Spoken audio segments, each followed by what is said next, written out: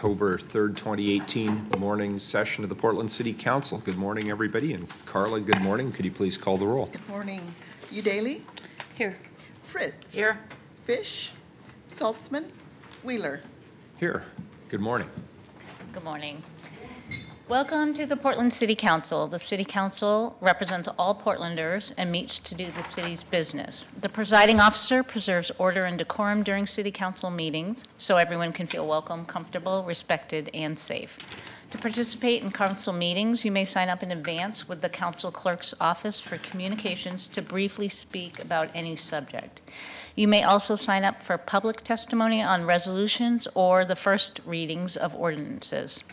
Your testimony should address the matter being considered at the time. When testifying, please state your name for the record. Your address is not necessary. Please disclose if you are a lobbyist. If you are representing an organization, please identify it. The presiding officer determines the length of testimony. Individuals generally have 3 minutes to testify unless it's otherwise stated. When you have 30 seconds left, a yellow light goes on, and when your time is done, a red light goes on. If you are in the audience and would like to show your support for something that is said, please feel free to do a thumbs up.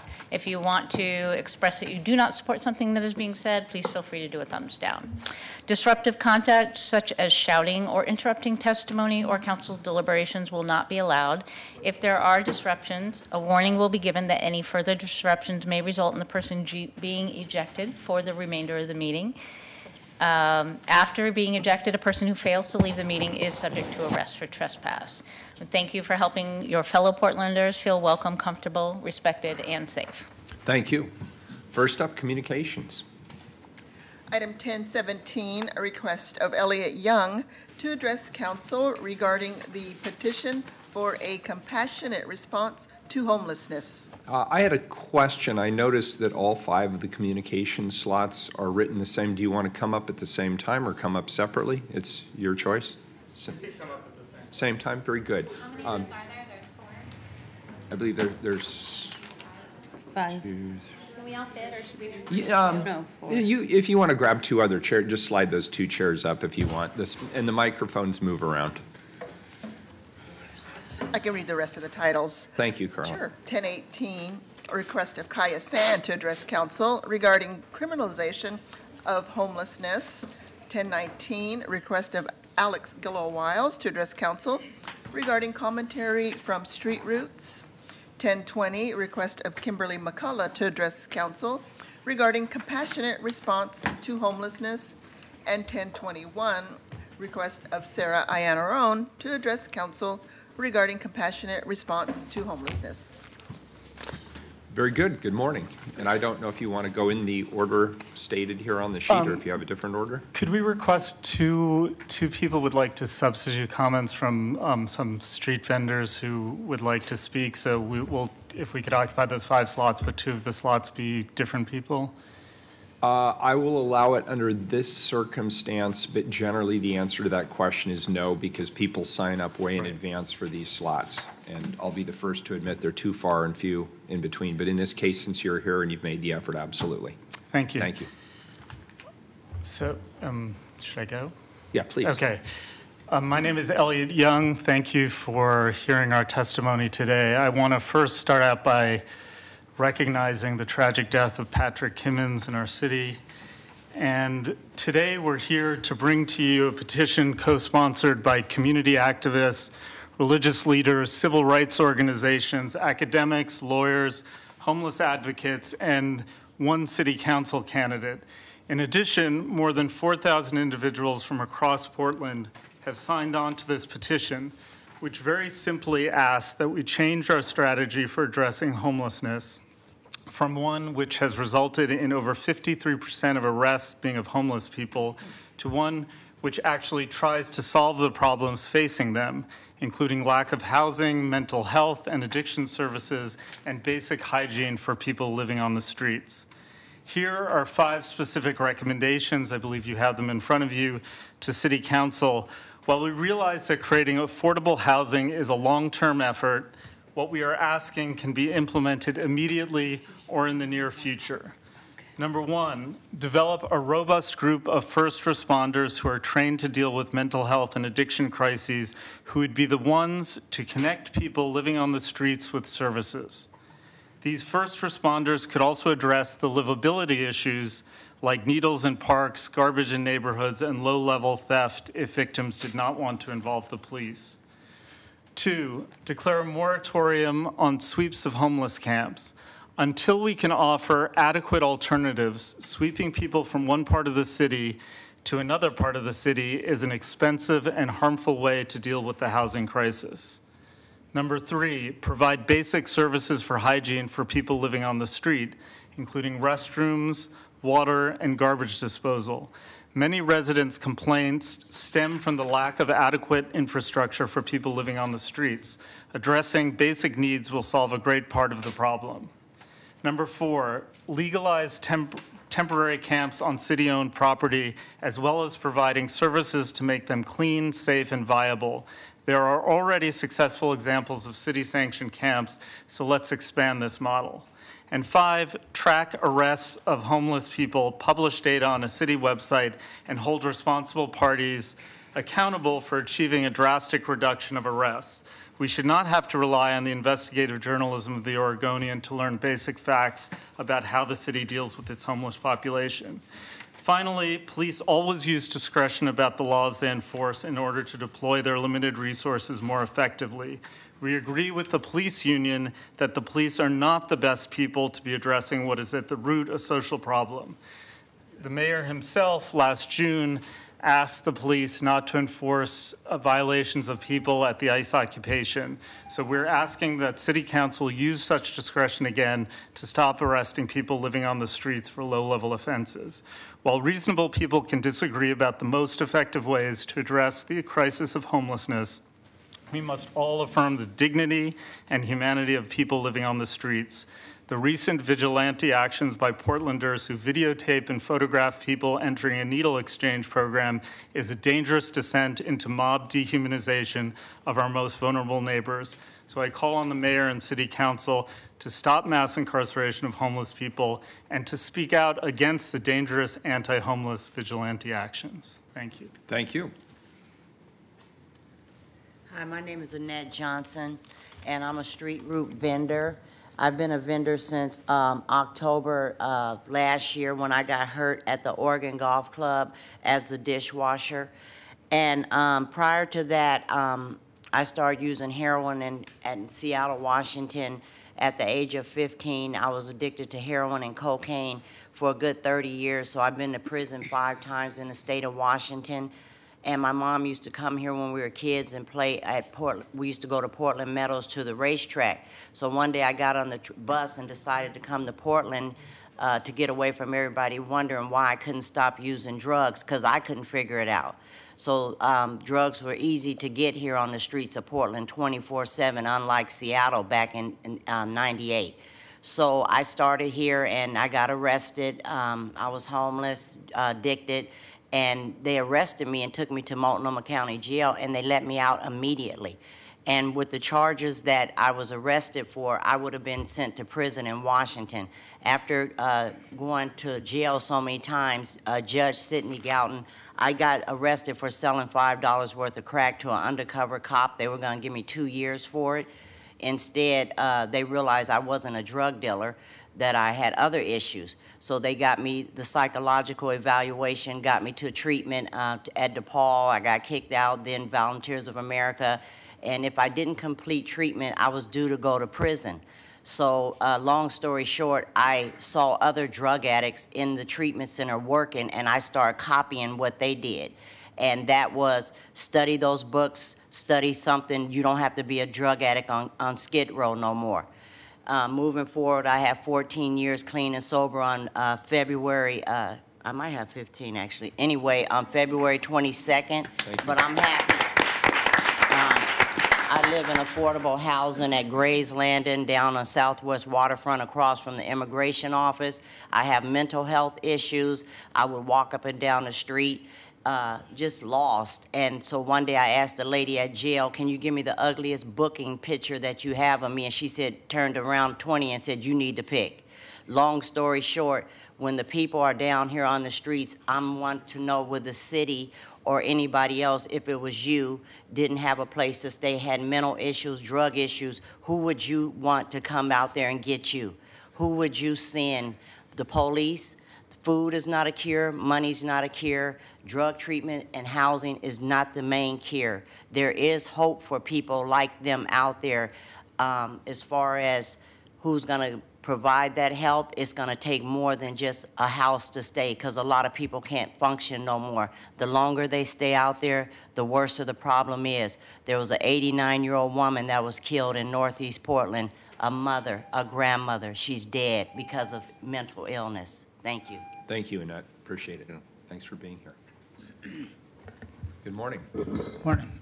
Hi, my name is Leo Rhodes, and I'm also a street roots vendor and homeless advocate. I'm clean and sober, been clean and sober since 2001 when I started my advocacy. But being clean and sober, I'm also being victimized by the police, by the community, because everybody thinks all homeless people are drunks, druggies, and mentally ill. I'm neither one of those. And there was a lot of, when I first started my advocacy, like within the first couple of years, I had elected officials, church leaders, even people, all these influential people, even people in affordable housing, trying to get me into affordable housing, but couldn't get me in there because I was clean and sober. I wasn't a drunk, a druggie, or mentally ill.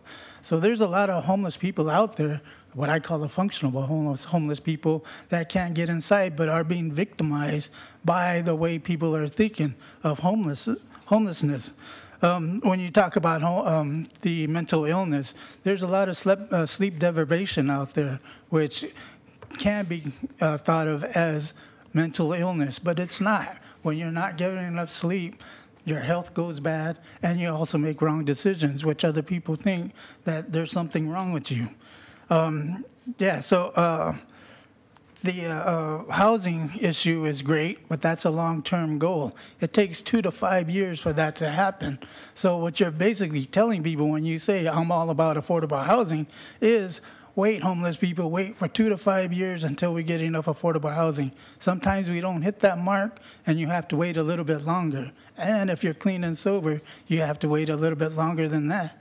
You're being victimized out there all this time because of the way people think, which is really, really bad on homeless people when they're trying to help themselves, they're trying to pick themselves on up, but yet we have non-homeless people that come on over and tell us that we're mentally ill, we're lazy, that we don't want to get a job, we're unkept, things like that. Yet it's the way the people have put homeless people through this stuff. There are a lot of services out there, but just not enough services out there. One of the biggest things that I like is Right to Dream 2. Now, there's a place for people to go to get some sleep. At least let their hair down a little bit time, and most places you can't do that. So, yeah, that's what we need is more Right to Dream 2s, tent cities, and shelters for a temporary solution until we have enough affordable housing. Because I am traumatized by all of this stuff. I might not show it, but yeah, I've been victimized many times out there. And there are a lot of homeless people out there because of the mindset people put in people's minds, non-homeless people's minds.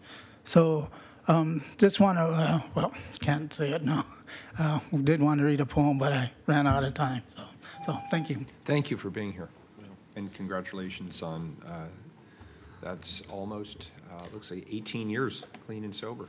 Yeah. Congratulations. Yeah, That's December great. will be 18 years. Yeah. It's a long road. Well done. Yeah, thank you. Well, Members of council, my name is Kimberly McCullough. I'm the policy director for the ACLU of Oregon. Thank you for the opportunity to speak with you this morning and for the opportunities that each of you have given me to have conversations with you outside these chambers. I look forward to more dialogue and conversation. I want to say I love this city, I believe in this city, and I believe in our ability to recognize when we are making mistakes and our ability to do better.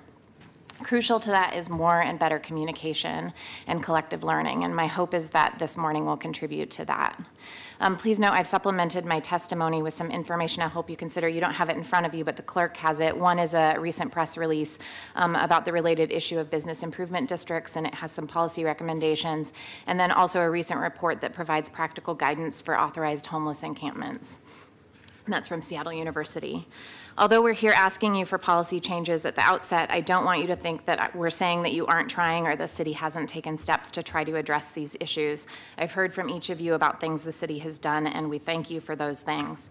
At the same time, there's also things that are operating in our policies and our systems that are both causing harm and not helping to alleviate homelessness, and that are also diverting resources from solutions that would help. More specifically, those things that are causing harm and diverting our resources are the repeated displacement of people who have no safe place to go, repeated police contact for people who have experienced trauma, and criminal justice system involvement for people who truly just need services and a place to safely sleep.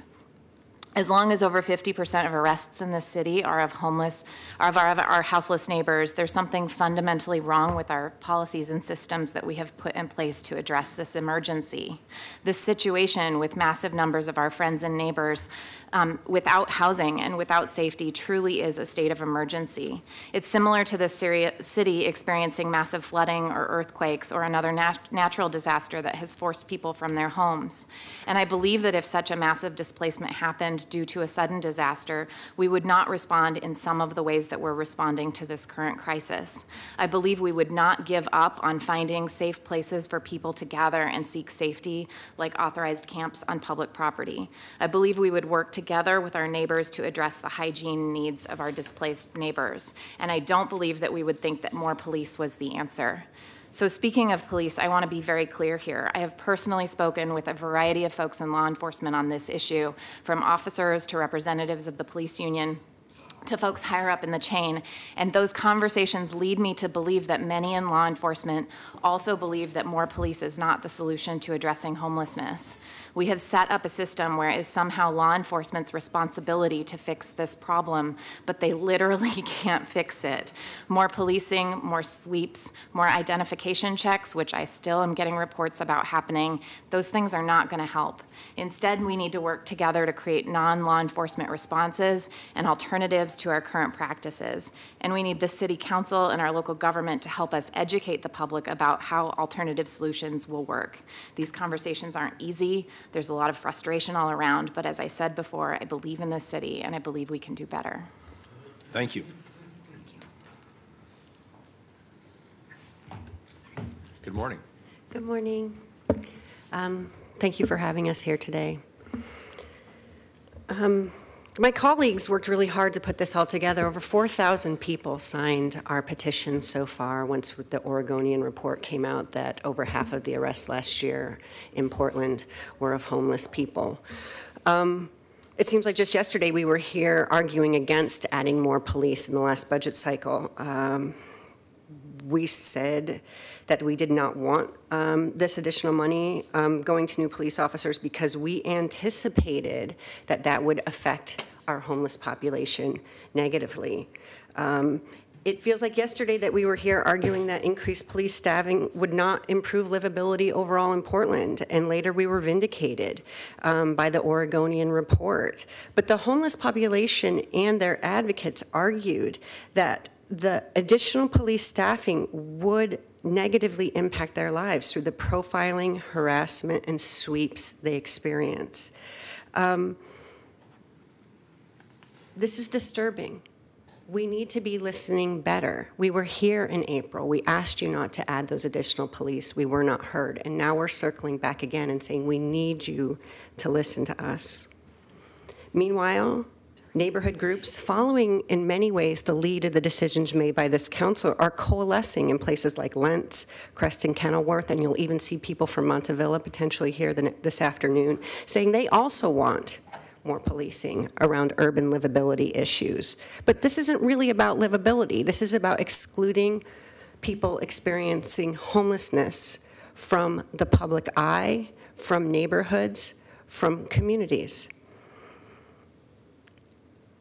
As we come to you with this request, we need to be thinking at the 30,000-foot level about the direction we're going to take forward for our city and how we're going to define livability in the future.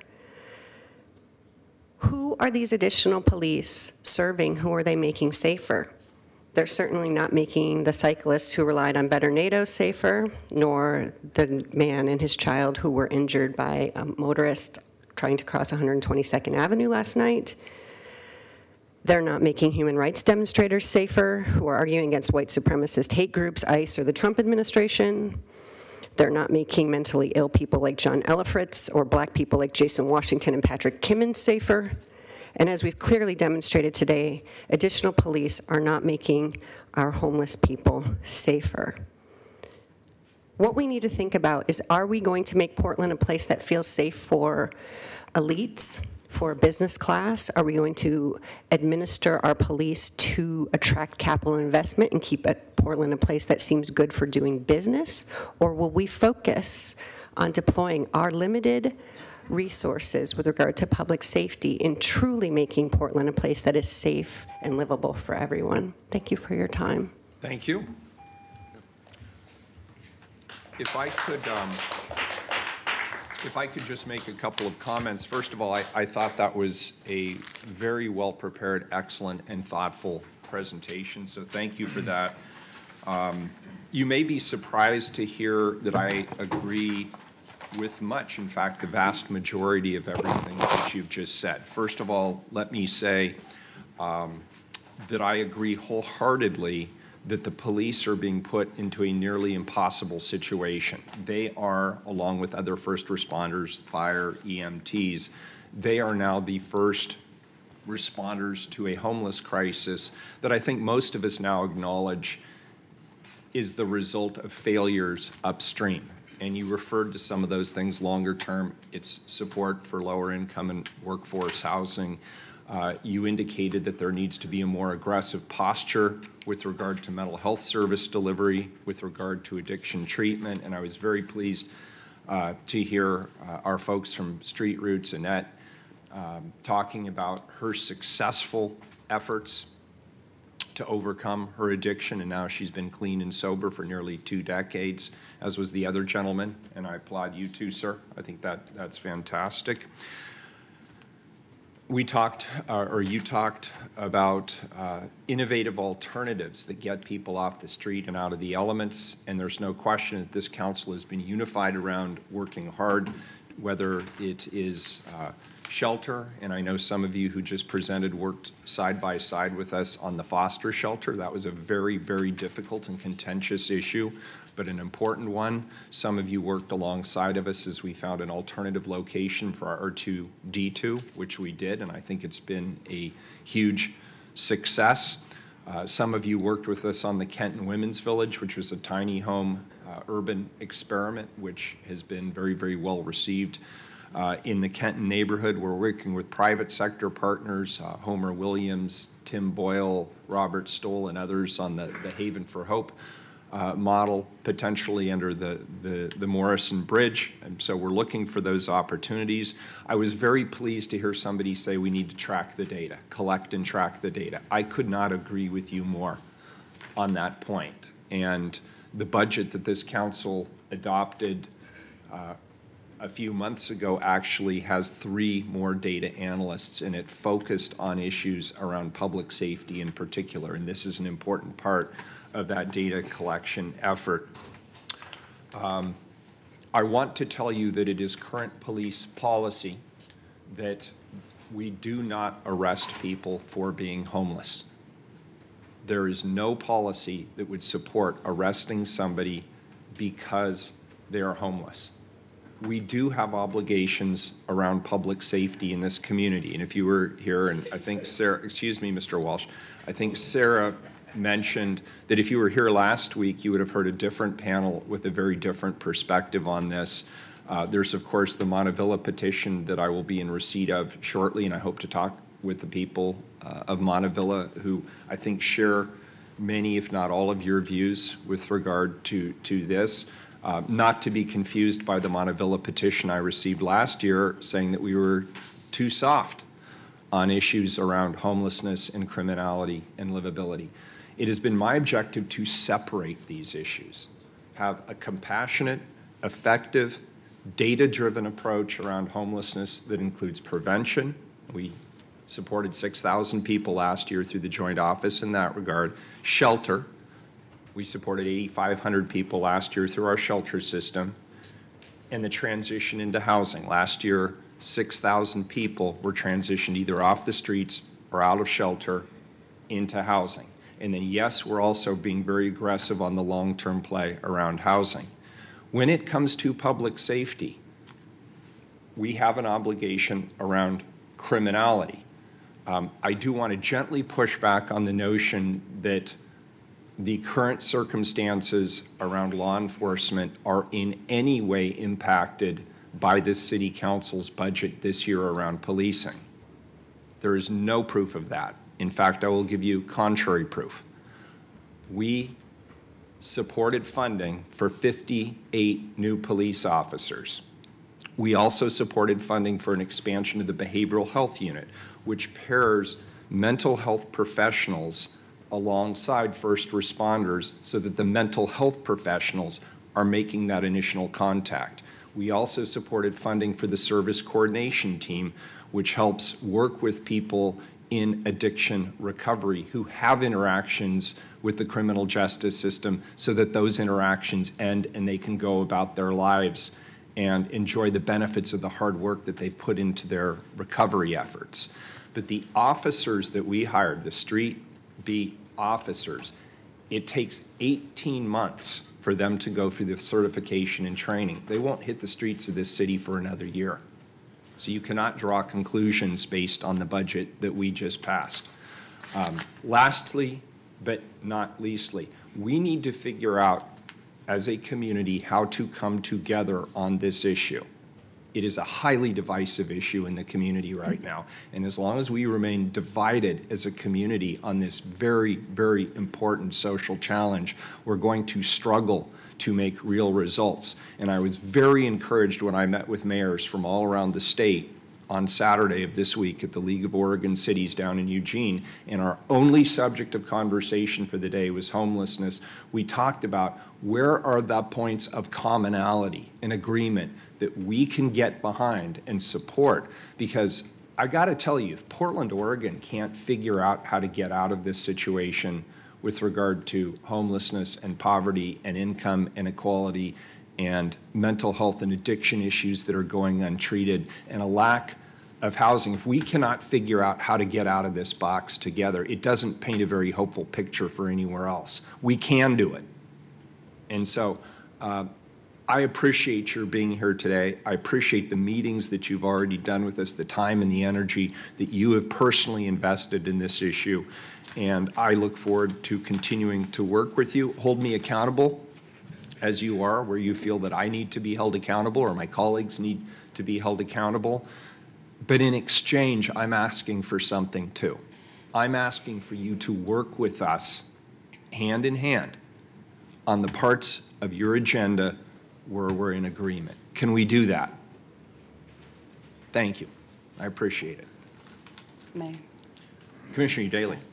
I just wanted to thank all of you for coming today and for the suggestions that you have offered. It was a stark contrast between the panel we had, between this panel and the panel we had last week from a particular neighborhood who started with a laundry list of complaints about the homeless, did not offer any compassion, let alone solutions, and ended with telling us we were making it too hard to be landlords in this city.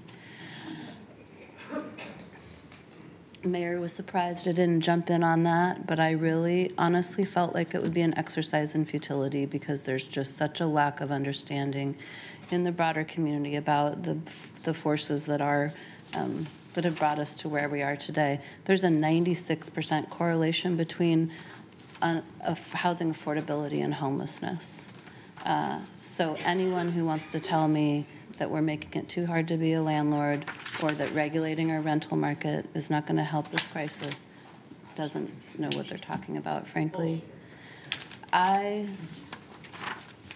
agree with all of your solutions. I also agree that more police is not going to remedy the livability issues that people associate with homelessness, which is really the only justification I was hearing for the increase. I didn't want the increase. I never received the rationalization for police staffing that I wanted. I pushed back. We got less than they wanted. It wasn't satisfactory to anyone, so I just want to say I sympathize with that. And finally, I am ready and willing to work on all of these items with all of you. I have been working on them. But we also need to bring these issues to the county. We don't have all the resources here, especially around mental health and addiction, and to the state and to the federal government. I mean, city council, city hall does not have the capacity to provide all the services and the housing that's needed. And then the other, I guess, favor I want to ask is just keep talking to your friends and family and neighbors, because every time well, I shouldn't say every time, often it seems like an obvious solution. We need a dumpster here, we need a porta potty there, we need hygiene centers. No one wants them in their neighborhoods. And I don't know when we're gonna reach that critical point where we just start providing them regardless of public sentiment. But it would really help if people were more informed and more willing to cooperate and support these efforts. So thank you. Thank you.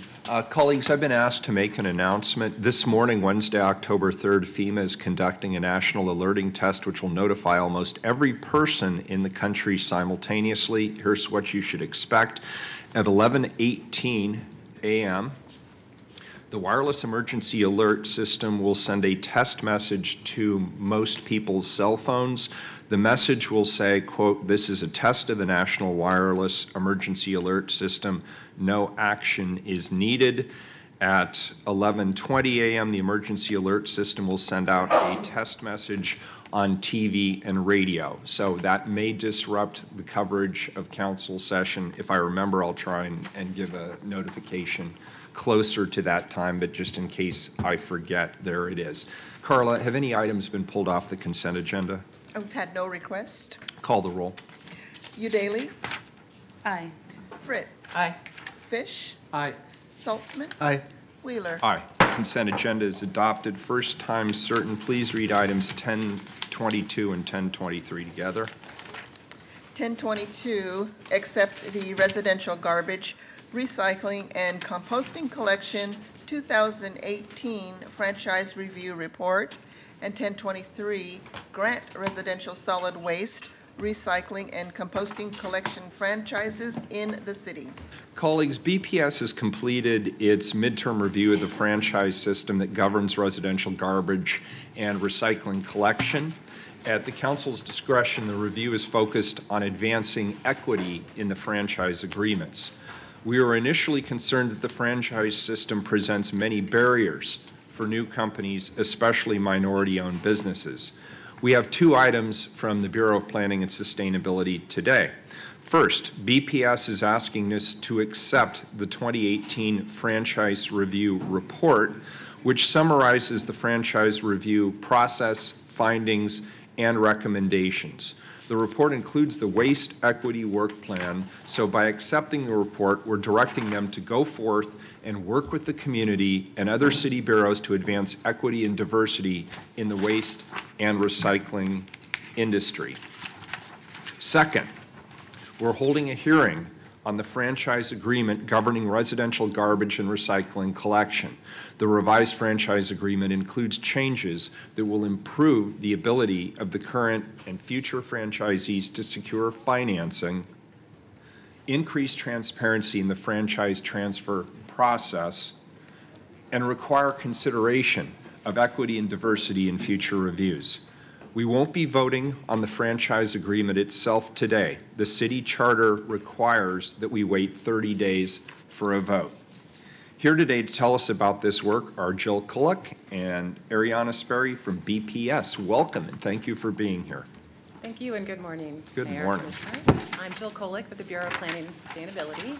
And we're bringing forward 2 items this morning, a report and the first reading of an ordinance to adopt a new franchise agreement governing the collection of residential garbage, recycling, and composting. Every 5 years, the city reviews the residential waste and recycling franchise system to assess whether it is meeting the goals and is still in the public interest. BPS completed the most recent midterm review, drafted a revised agreement, and is now recommending that council vote to adopt the new agreement. A quick note on process: city charter that governs the franchise adoption process is very prescriptive. If there's any amendments to the franchise agreement before the vote, the whole process must begin again, and our goal is to bring this back to you in early November. When council launched the franchise review process in August of 2017, they adopted a set of guiding principles to provide focus for the review, including 2 that directed BPS to consider diversity and equity in the franchise system. The 2 new guiding principles are increased participation of women and minority workers, and 2, reduce barriers to economic opportunities for minority and women-owned companies. The most important outcome of this process was a recognition that trying to advance diversity and equity when only considering a small portion of the waste and recycling system was difficult and would leave out significant opportunities. For example, only 20% of the waste is generated in a residential sector governed by the franchise system. The commercial and multifamily sectors offer greater opportunities and more varied opportunities for minority and women-owned companies. We need to look at the system as a whole in order to identify those opportunities and develop a comprehensive plan for how we will advance diversity and equity in Portland's waste and recycling system. And that is what we've done. We've created a waste equity work plan that documents BPS's commitment to doing this work. Implementation of the work plan will be guided by a waste equity advisory group. And that's the first item that we bring to you this morning. To aid in our accountability to the community, we're asking you to accept the 2018 Franchise Review Report and attached waste equity work plan. So now I'm going to turn it over to Ariane. She's been the lead on the project. She will describe our process, the findings, changes to the proposed franchise agreement, and the actions in the work plan. Thanks, Jill.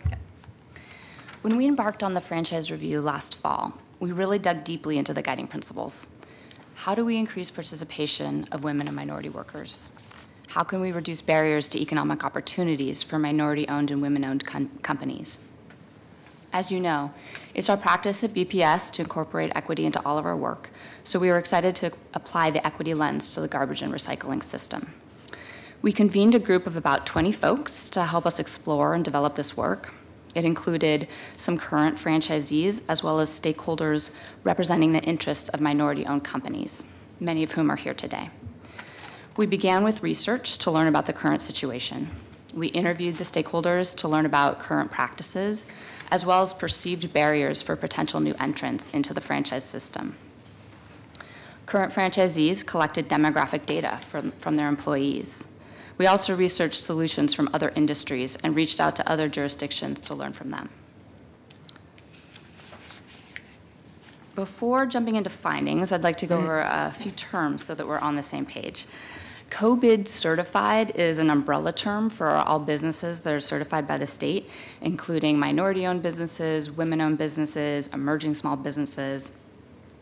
And when referring to certified minority-owned businesses and women-owned businesses, as we often have in this project, we sometimes use the shorthand MWBEs.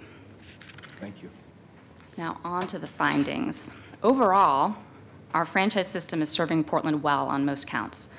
We have top-notch recycling and composting system, and customers indicate high levels of satisfaction with their service.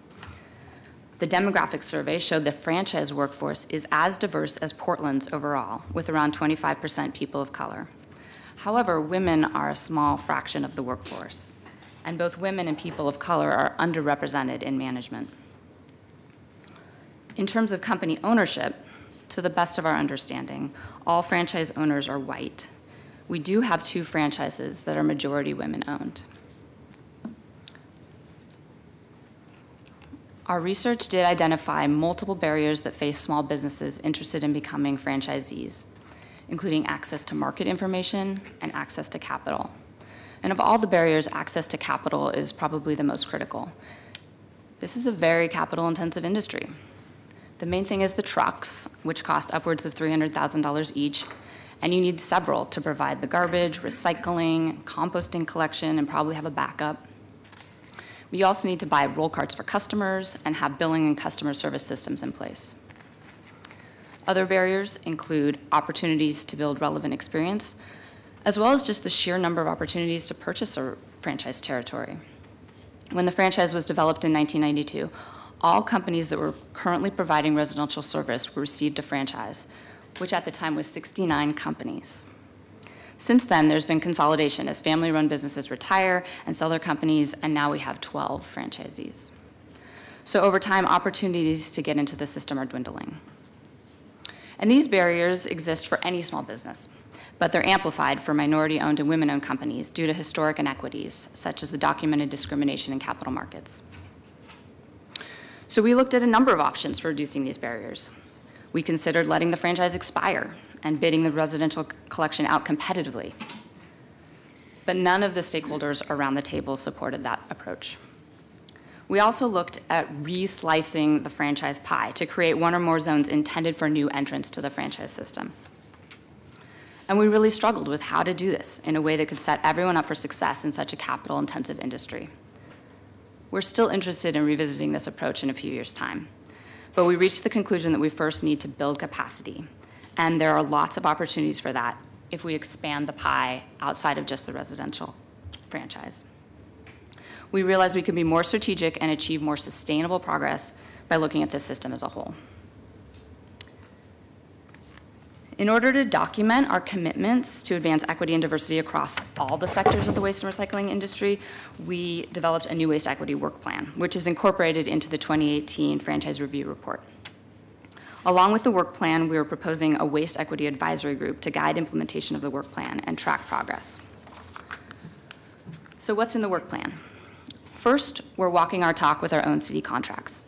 We're looking to overhaul the procurement approach for collection services at city offices and facilities. This is currently structured as one big contract that pays about $900,000 a year, but it isn't accessible to small companies. We'd like to change that. We're also doing a lot of work right now to expand collection of public trash containers. When we finish installing new trash cans on sidewalks throughout the city, we anticipate the contracts will total $2 million annually. As we expand, we want to increase access for minority-owned and women-owned companies. Beginning in early 2019, BPS is going to embark on a big look at our multifamily program, which currently lags behind single-family, both in terms of program performance as well as the level of service provided to tenants. We will engage a broad set of stakeholders and identify ways, including additional regulatory controls, to improve multifamily recycling performance, bring equitable service to tenants, and provide equitable access to minority-owned and women-owned companies. Other work plan highlights include franchisees will submit annual plans describing the actions they will take to advance diversity, equity, and inclusion in their workplaces and operations, including their relationships with diverse vendors, suppliers, and subcontractors. All permitted haulers will submit annual workforce demographic data, and we'll use it to set goals and evaluate progress toward improved women and minority participation in the workforce across all organizational levels. We will partner with workforce development organizations and Metro to implement best practices for increasing workforce diversity, including connecting employers to pools of qualified job candidates and providing technical support and training. We will identify options for prioritizing delivery of garbage to facilities owned by COBID certified companies. And finally, we'll reconsider the creation of new entrance zones in the franchise prior to the next midterm review. Turning now to the franchise agreement, the ordinance in front of you includes several changes. We've added diversity and equity to the list of factors BPS will consider in future franchise reviews. We will require franchisees that want to sell or subcontract their franchise to first reach out to minority and women-owned companies on a registry of interested parties that BPS will maintain. The term of the agreement has been extended from 10 years to 12 years to help current franchisees continue to make investments in new vehicles and allow potential new entrants a longer-term contract to recoup initial investments. And there is a new process that allows franchisees to divide franchise territories for sale. In conclusion, this review process has brought to light a number of limitations and complexities in our current system that make it difficult for new entrants. This is especially true if we're only seeing the problem through the lens of the residential franchise. It can be difficult to solve for root causes of inequity without being able to look at interventions across the larger system, which is why we expanded our focus and created the Waste Equity Work Plan. We expect the actions identified in the work plan to create greater economic opportunities for minority and women-owned businesses than the franchise system alone. We appreciate the time that everyone has taken to engage with us in this conversation. It's been a really committed group of folks, and a lot of them have pledged to continue to work with us as we implement work plan actions moving forward. And we know that more process isn't really an exciting outcome, but for BPS staff, this is a pretty big deal. We're committing to an equity process that goes way beyond the scope and timeline of a periodic franchise review. And we believe this process will create more sustained change that succeeds over time. Our interest is not in maintaining the status quo, but in continuously improving the system to be a viable economic opportunity in our city for local businesses. And we see this not as the endpoint, but as the beginning. As a reminder, here are the two actions we are recommending, and we're happy to take questions. Mayor, colleagues, Commissioner Fish. So, thank you for an excellent presentation. I have a number of questions. I think for anybody watching your presentation, they will be surprised if they don't have a depth of knowledge of this issue to learn that we don't consider multifamily development to be residential. And since it is largely residential, but by virtue of the definitions is excluded from what we regulate, so we only regulate 20% of the market, what is the best explanation you can offer as to why multifamily is not treated as residential? The residential system is for single-family homes, duplexes, triplexes, and fourplexes. So it's for development that receives a similar type of service. It's very homogeneous in nature. And so we can set the rates for that service and set those service standards very easily. So, but if let's assume that we really wanted to take our MWBE to the next level, isn't the opportunity that's in front of us to regulate multifamily waste collection and just set some hard numbers for MWBE, the way Seattle did? That's a good question. We definitely are interested in regulating the multifamily, further regulations around that, and looking at that being a way to do no entrance into the system. But isn't that, if we really wanted to put some extra teeth into our commitment to equity, wouldn't we have on the table a proposal to take multifamily properties, franchise it, and create some hard numbers, targets for MWBE?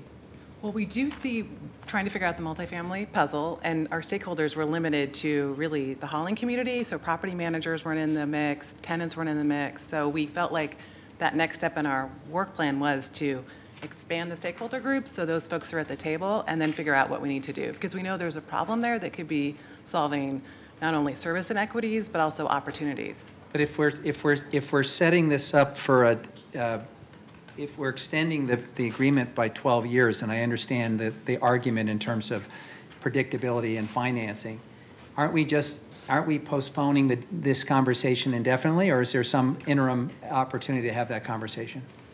Yeah, so the multifamily conversation is a separate conversation and can happen outside of the residential franchise. So we can decide what we want to do with that system moving forward outside of the residential franchise. And we are going to review the residential franchise 5 years from now.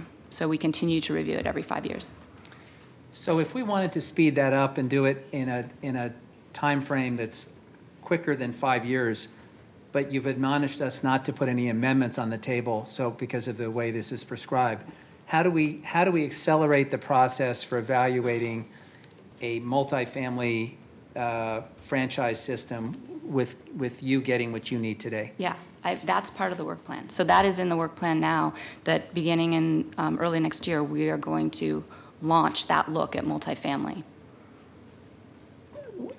So the other piece of my interest here is the difference between how Seattle has tackled this issue and the way we're approaching it. Am I correct that Seattle has set hard numbers for set-asides? It was my understanding that they used to have that, and they don't anymore.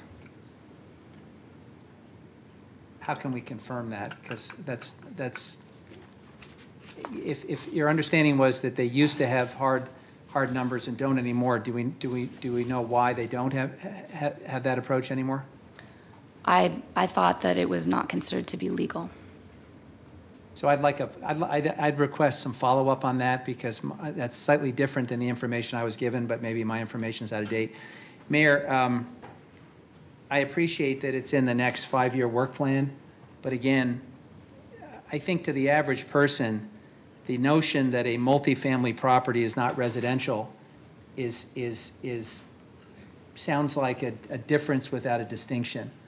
And since we're only regulating 20% of the market here, and since we're committed to having more participation by MWBE firms, I'd like to see an acceleration of the timeline for us to consider whether there's an opportunity to franchise multifamily, and if so, whether we can advance some of our equity goals in doing so. Right, and we will be working on the multifamily work more quickly than the midterm review cycle. So we're scoping it out this winter, and then we will launch the process 2019, and we'll have a better idea of how we're going to do further regulations on the multifamily sector. Well, without an amendment here, can you give us some certainty? Can you give us some assurance that something will be back to us within the next couple of years? Yeah, we would hope so, yes. I mean, we hope to figure out the multifamily puzzle within 12 months, to be honest with you, depending on how we scope the process. Right. We would have to come back to council. Okay, I'll be interested in the testimony to see whether that timeline is aggressive enough. Okay. So thank you. Yeah, we have that we would wrap up that project in 2021. Commissioner Fritz? So you could give us a report back to council in a year or so, right? Yep. So that would be I think, rather than waiting the whole 2 years, just come and let us know. Yes. A year from now, how it's going. Right, on the whole work plan, all the items, including multifamily. So you, as the commissioner in charge, can make that happen, can't you, Mayor? Well, I think we're making it part of the legislative record, so let's assume it is the case, and if there's any question about the assumption, I'll make it an executive directive. Commissioner Saltzman. So just to be clear, so you will be coming back not 5 years from now, but a year from now, is that right, so the work plan will have a different timeline than the residential franchise mid-year review. So the work plan has a lot of items in there that'll be coming back and be working on a different timeline, and the multifamily is a pretty significant chunk of that. Okay. I was impressed with your report, and I was intrigued by a couple options put on the table to potentially provide more opportunities for others to provide residential waste collection services in the city of Portland. So the two that stuck out to my mind as intriguing are the notion that the city would, at the end of the current 12 years, purchase the franchises and then reallocate them based on perhaps new criteria. Or the other would be at the end of the 12-year period, the franchises be put out to bid. Could you just briefly address maybe the pros and cons of each one of those? Yeah, I think that's a good idea. Should we talk about that again? So we did look at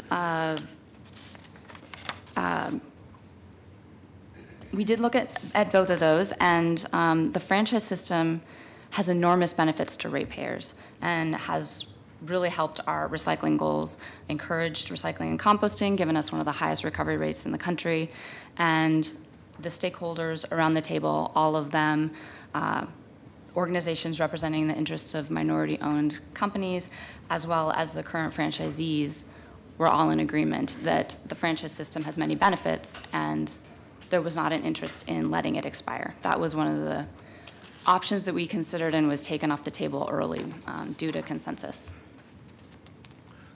But your recommendation to possibly assume the franchises back or purchase them back does not necessarily mean we would abandon the franchise system. It means we would simply reallocate the franchise. Oh, yes.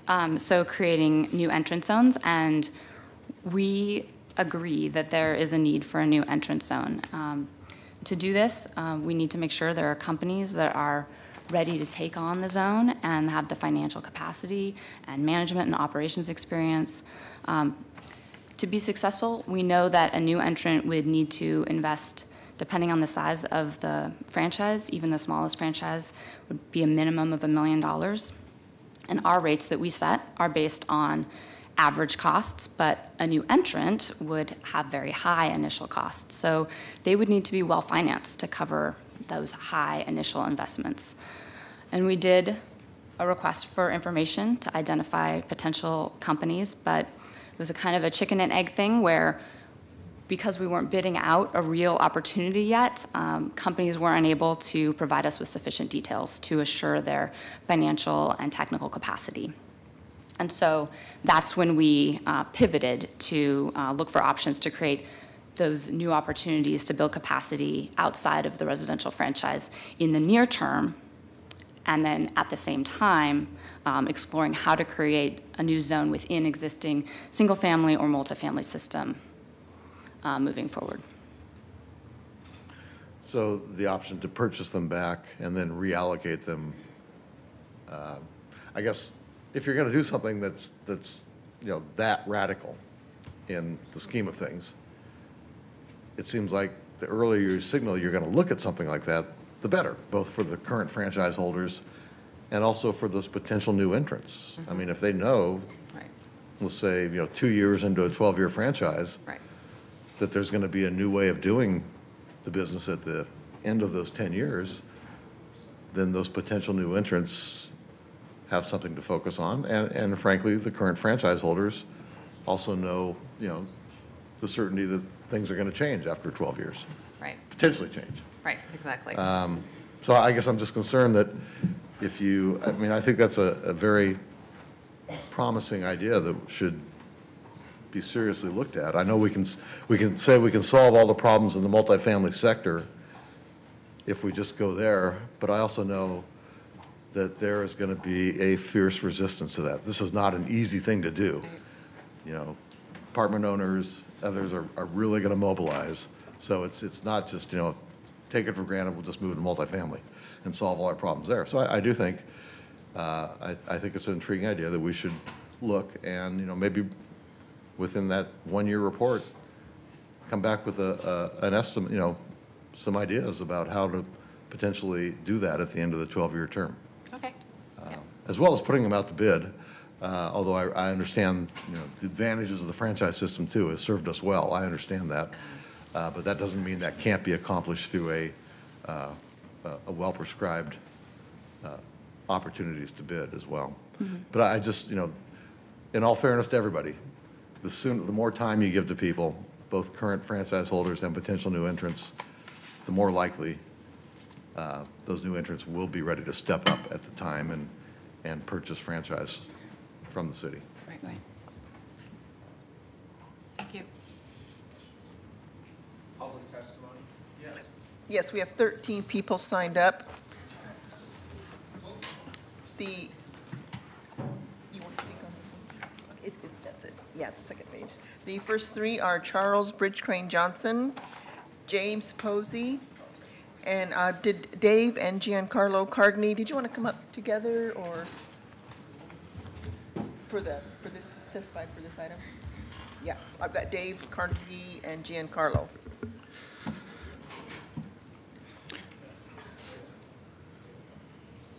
Good morning, Commissioners. For the record, Charles Bridgecrane Johnson. And action is going to need to be taken to improve the way we've really failed to serve particularly people of color in minority-owned businesses, but also women-owned enterprise, small business workers. So even though Commissioner Fish is correct when he talks about the need to also look at multifamily where trash is taken into large dumpsters picked up over the top of the truck instead of the small curbside buckets, since those issues have been separated, I encourage you to move forward with this based on what we hear from the really most impacted people that will be testifying after me, people who are in those minority groups that are impacted. What they're going to add is much more important than what me, as a person who just looks at the Reuters bill that comes to over by Division 46 and says, do I even know if this is a minority-owned business or a women-operated business or how they're handling equity? So the PDF package that came with this was rather long, and I can't claim to be an expert who comprehensively received it. The one thing I haven't heard talked about, maybe as much as should be, is the metrics. Where are we going to see the actual numbers that improve our ability to help make this a less patriarchal business? I know when I watch from the curb, I wouldn't really necessarily wish, I hope people it's a transitory career, but we know that in other cities that have union garbage, that people we're always going to need garbage people, so maybe it needs to be structured so that you can get a living wage doing that work. Also, in the bigger picture, especially as we look at branching out to regulate possibly commercial, or at least commercial residential, we know that the whole industry has been shaken by the way China handles garbage. So I think we also need to be looking at partnership with academia to really get a handle on making these businesses resilient and having government and academic resources so that Oregonians can take care of their own garbage without putting it in a boat to go across the ocean. I know that works well for New York City at our end, but it's really, there's no equity in that, saying like, oh, garbage is complicated, let's send it to some poor colored people. Thank you. Thank you. Good morning, sir. Good morning, Commissioner, Mayor. Actually, I just came this morning to support you all's agenda to take a close look at this system. I recounted to one of my friends that I remember back in the day when my grandfather was hauling garbage in Indianapolis, and I worked on the back of his truck with a flatbed, and we were going through alleys with 55-gallon drums picking up garbage. We had all kinds of animals running out of those 55-gallon drums, and it was an area in which black people, in fact, could make a living back in the day. And I thought the irony of us coming today to talk about cracking this particular, what I consider a monopoly, historical a monopoly that's benefited everybody except people of color here in the latter years, and how this whole idea of inclusion and wealth building really focuses on you all changing policies that will actually break up historically what's been a closed system. And I suggest to you, when you all are talking about this, when you talk about 12-year terms and holding things out for 12 years, that's an eternity. It's an eternity in terms, I don't even know if I'm gonna be around 12 years.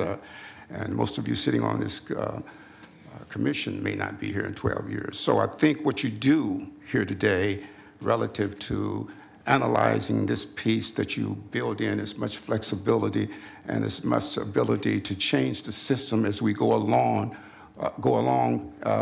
particularly in the area of making sure that there is access. $1 million, I don't know if any of you could come up with $1 million so you could be an entrance into this process. So you're gonna have to ask your people to go about, who developed this plan, to not only look at the idea that we're trying to develop equity, but what's common sense, reasonable, and how do we structure this so that we have a pathway for people to actually get in? We're not standing still here. It's not where you're standing still and you jump right into this process. So I'm suggesting to you, this is a good process in terms of looking at this. but you have to go back and redesign it so you can really be functional in terms of making it a viable access for people of color. Thank you very much. Thank you, sir. And I was somewhat negligent. We had 2 invited guests that I'd like to bring up at this point. I apologize for inadvertently skipping over that. Kristen Mitchell, who's the Executive Director of the Oregon Refuse and Recycling Association, and Mr. Nate McCoy, who's the Executive Director of NAMAC Oregon, otherwise known as the National Association of Minority Contractors, the Oregon chapter. My apologies and welcome, and thank you for being here. Good morning, Mayor Wheeler and members of the council. Thank you very much for having me here this morning. My name is Kristen Mitchell. I am the Executive Director of Oregon Refuse and Recycling Association. I'm here subbing in for Beth Vargas Duncan, who is our Regional Director, and she has been working on this issue for the past year. She had a commitment that she had made about a year ago and wasn't able to change that, so I am here in her place this morning. Thank you. So the members of Portland Haulers Association are all of the residential franchise holders in Portland.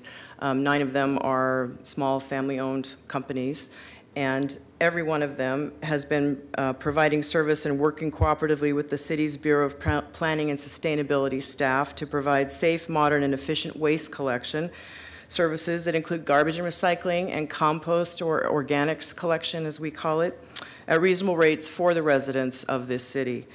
The franchise agreement is important to all of our efforts to meet many significant goals that the city has set on safety, environmental protection, and efficient service. But I'd like to focus on 2 of those goals, as those are the conversations that are before us today.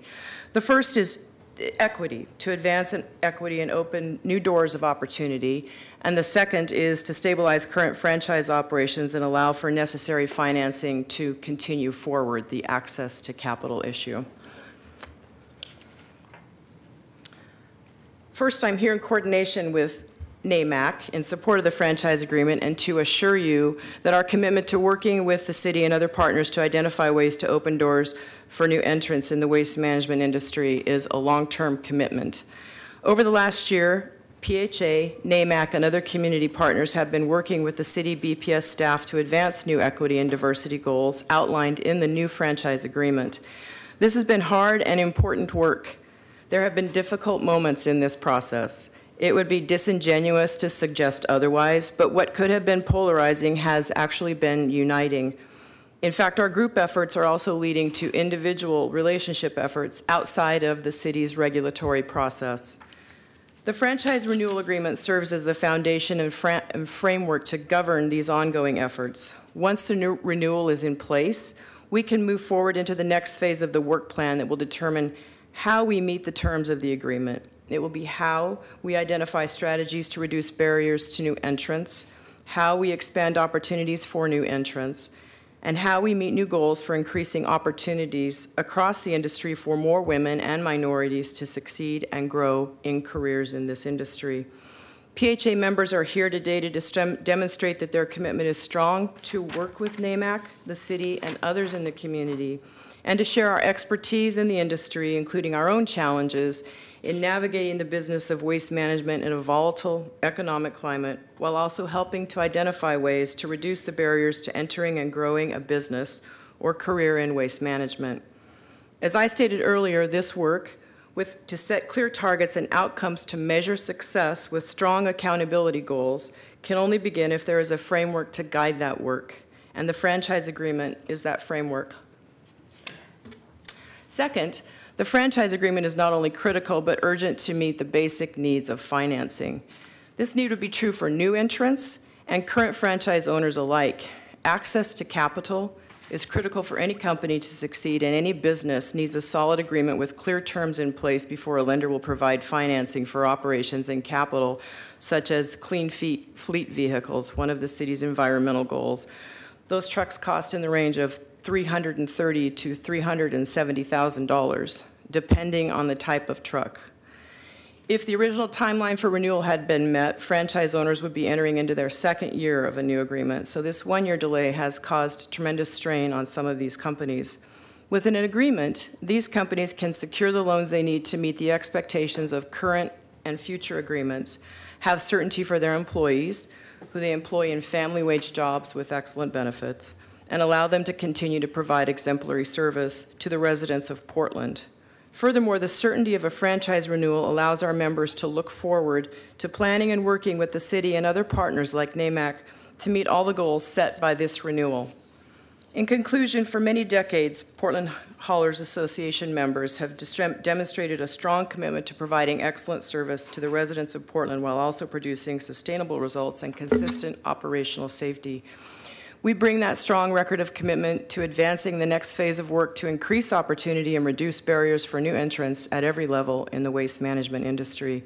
We look forward to strengthening our relationship with NAMAC, continuing to partner with the city, and continuing to provide the people of Portland with reliable, sustainable, and safe solid waste management services. Thank you. I'm happy to answer your questions. Appreciate it. Thank you. Mayor, Commissioners, thank you for having me again this morning. I'm Nate McCoy, Executive Director of NAMAC Oregon, for the record. I'm here solely today to kind of echo the unity that I think over the last year we've had.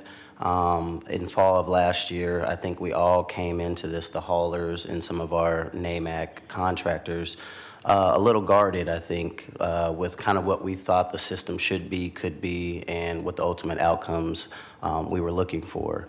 I wanted to thank personally real quick the city staff of BPS, Arian and Bruce, the haulers, of course, Jeremy Hayes, Desiree Williams, Raji, who was the consultant who helped convene this committee, and then just the stakeholders rustling around the table.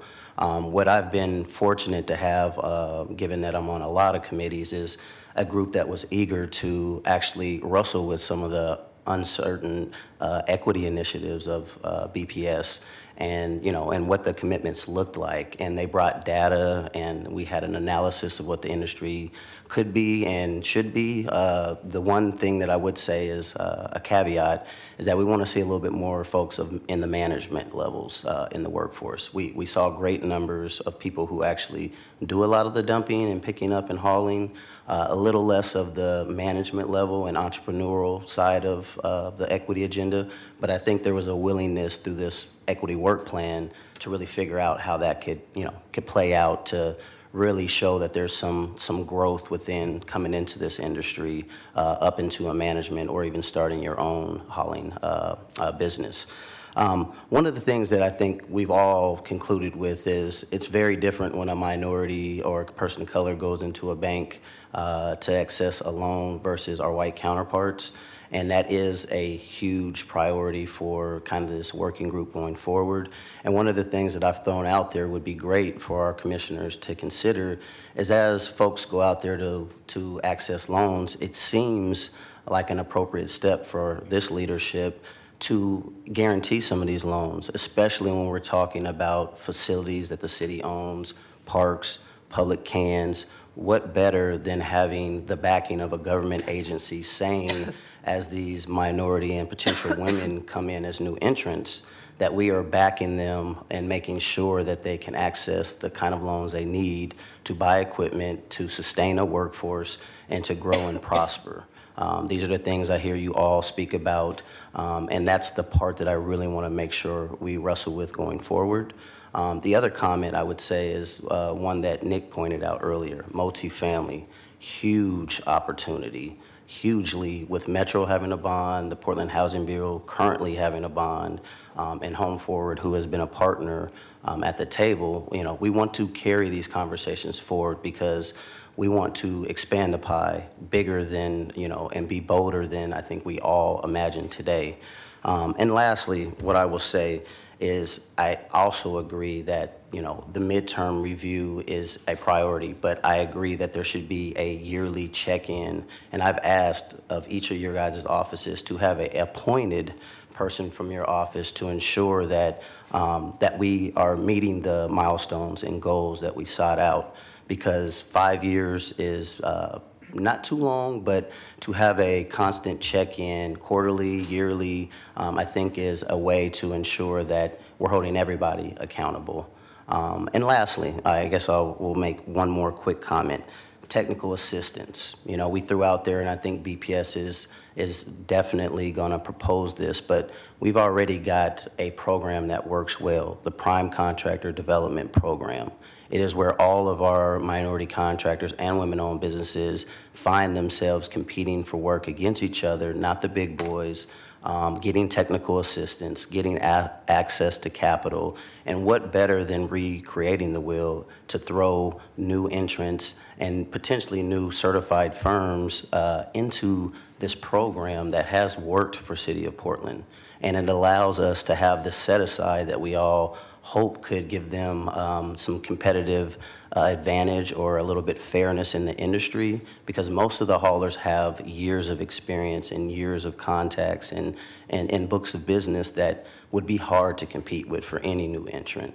So I just really want to stress the fact that we have some tangibles, we have some metrics, and I think we just want to make sure that our leadership across our 5 commissioners, the mayor included, that we have people there committed from your office to ensure that staff and our stakeholder groups are really stretching and really trying to create more opportunities. And I feel good about where we are, and we would hope that you guys would approve this so we can move forward. Thank you. Thank you. Appreciate it. Commissioner Fish. Nate, I was intrigued by something you said, and I just want to make sure I understood it. I like the idea of taking bond-funded projects. So this would be typically new construction, new multifamily, because there might be pre-existing relationships with our preservation agenda. But in these new developments, you're suggesting that not only could we potentially carve out multifamily development where the city is a participant, where we're helping to finance, it's new, so it's additive, and at the same time, guarantee some of the, look at the access to capital issues and guarantee some loans. Carve out a piece of that business, franchise it, and see whether we could bring some greater MWBE participation. Is that roughly what you're saying? Yes, yes. I think it's another reason why we should hope that the 199 passes, but that's $250 million of bond proceeds just going to Multnomah County. We've got 60 million or so or more in the pipeline that hasn't been spent on the housing bond. So that's a lot of purchasing power. Absolutely. Okay, thank you. Very good, thank you. Yes. Can I just briefly answer what I think is an operational question that Commissioner Fish asked about the multifamily versus the residential franchise? One of the reasons that it's different is because of the operational issues. When you are picking up a 2, 3, or 4-plex, those are generally carted service with the same kind of truck. When you're picking up a large multifamily residence, that tends to be a front-load truck with a different, like what you would think of as a dumpster for collection, which is a different kind of routing and a different kind of equipment. And I just wanted to make sure that difference was understood about why that's not in the residential franchise now currently and why it's a conversation we can have going forward. And to Commissioner Saltzman's question kind of on the length of term, the 12-year term was something that the stakeholder group talked about quite a bit, and one of the reasons we felt that was good was that it would allow a better access to capital, because when lenders look at things, they look at the length of the time you have for the contract. So as you move through that, the closer you get to what could be the end time, the less possible it is to obtain financing to purchase those expensive trucks or do the things you need to do in capitalization. So I just wanted to clarify those 2 points. Thank you. Thank you both. Thank you. Thanks, Nate.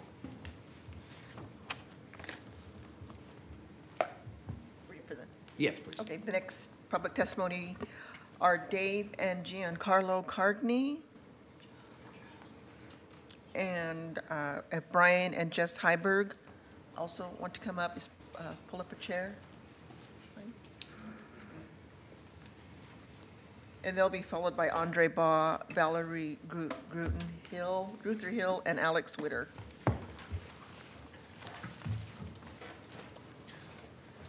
Good morning. Would you like to start, sir? Sure. Thank you.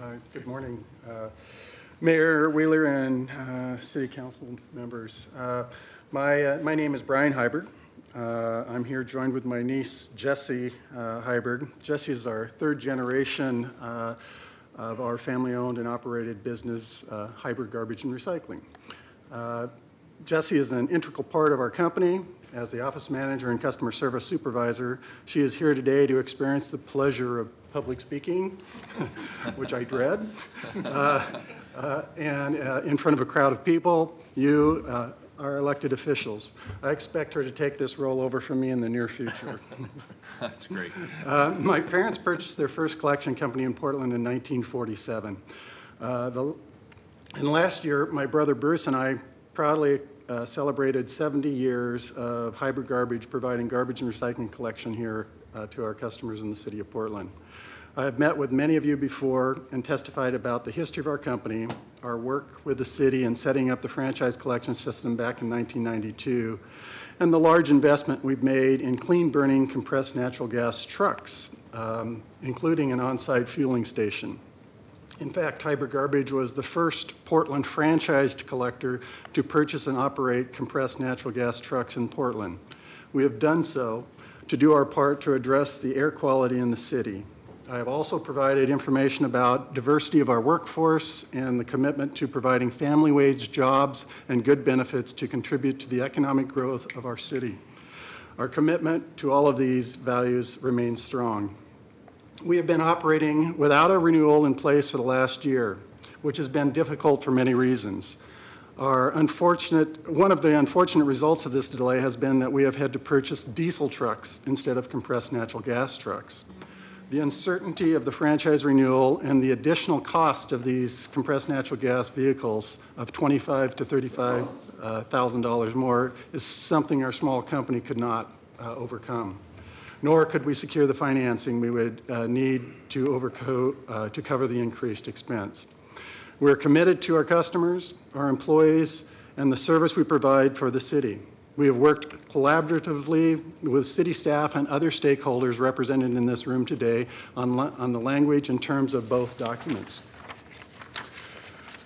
We are now at a critical point. If this agreement does not advance, locally owned companies like ours will be hurt. It will jeopardize our ability to continue to provide the award-winning service we do in a way that advances the key goals of the city. It will certainly halt the advancement of new goals as outlined in the agreement before you. In addition to addressing climate change, this agreement is essential to advancing the other guiding principles, ensuring cost-effective, safe, and environmentally sound operations, providing exemplary customer service, and developing a resilient and equitable system. As you have heard from others today, the Portland Haulers share the values of supporting a diverse industry where small, local-owned businesses and large ones can work together to provide excellent service to Portlanders and support opportunities for new entrants in the waste management industry. Hybrid Garbage and Recycling started as a small company, so we know firsthand the challenges of starting a company in waste management. We have also learned a lot over the years about... Thank you. I'm sorry, I'm going to have to keep it moving because we're backed up a little bit here today. Thank you. You're actually very good at public speaking. Good morning. You can read the rest. Go ahead. You did okay. We think you can probably top that, though. Just right there. I'm Jessie Heiberg with Hybrid Garbage and Recycling. As Brian was saying, we started as a small company, so we know firsthand the challenges of starting a company in waste management. We've also learned a lot over the years about how to manage a successful company through the volatile periods that come into our industry.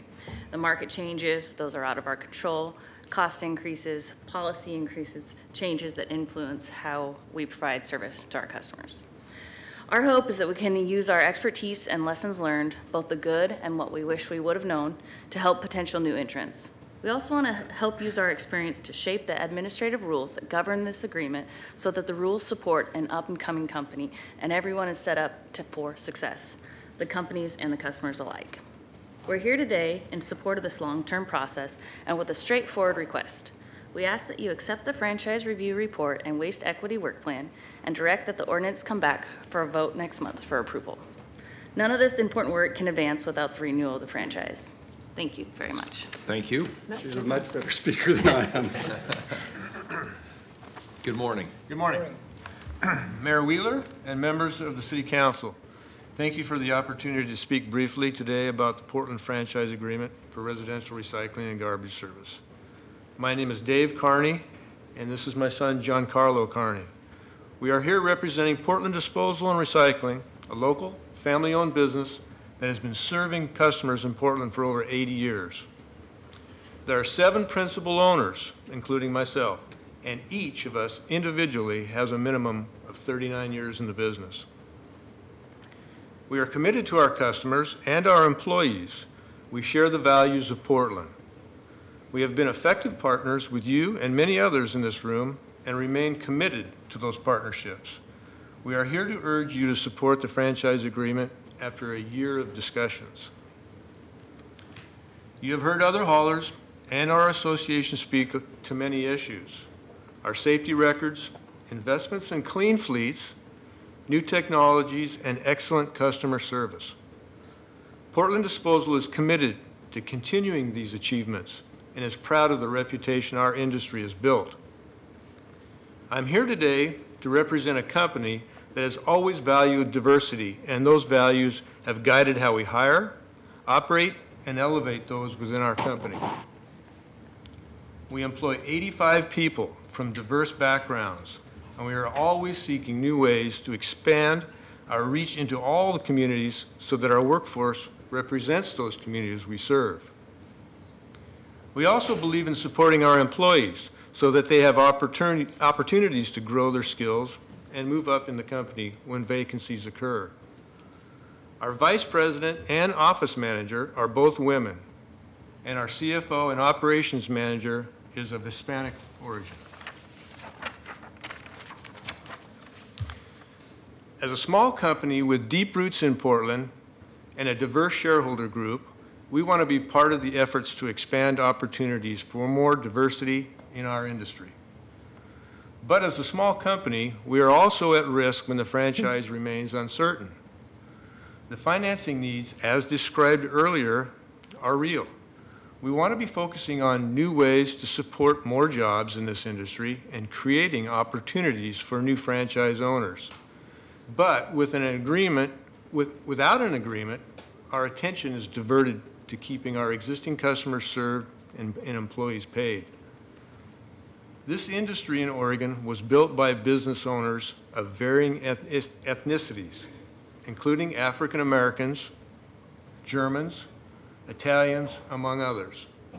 Over time, it has consolidated.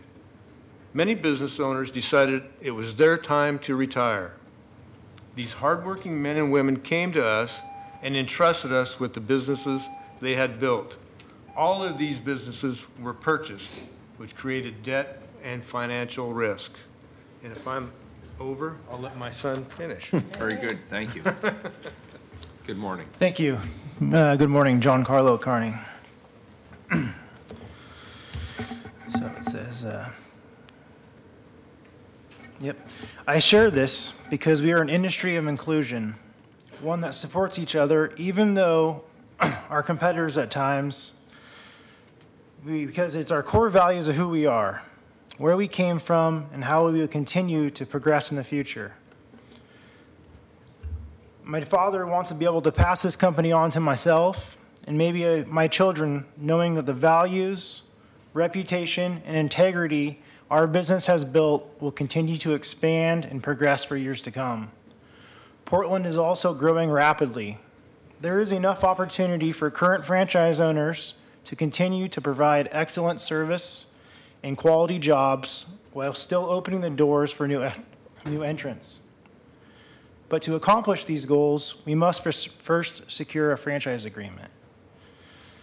I sincerely hope, and my father sincerely hopes, that we can move beyond this procedural necessity to approve the franchise and turn our attention to the work that will advance opportunities for new businesses and create the certainty that businesses like ours need to continue to operate in Portland. Thank you, and we urge your support for this agreement. Thank you very much. Thank you. Mr. Mayor, All of you. I just wanted to take a moment of privilege to personally thank the Heiberg family for their leadership on using compressed natural gas. I mean, that is no small task.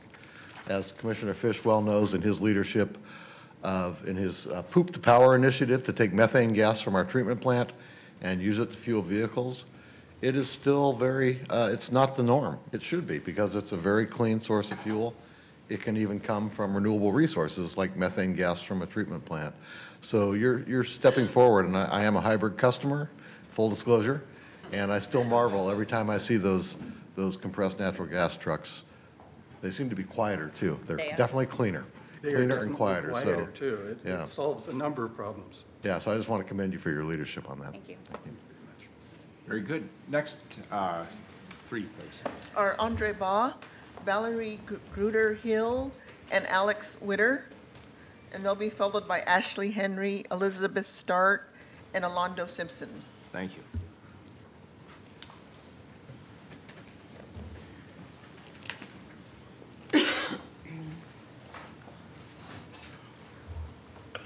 Good morning. Good morning. My name is Alex Witter. I am with Chetco Construction Services. I am the owner of the company. I just first want to say thank you, everyone, for coming together and hearing this. This has been a long road.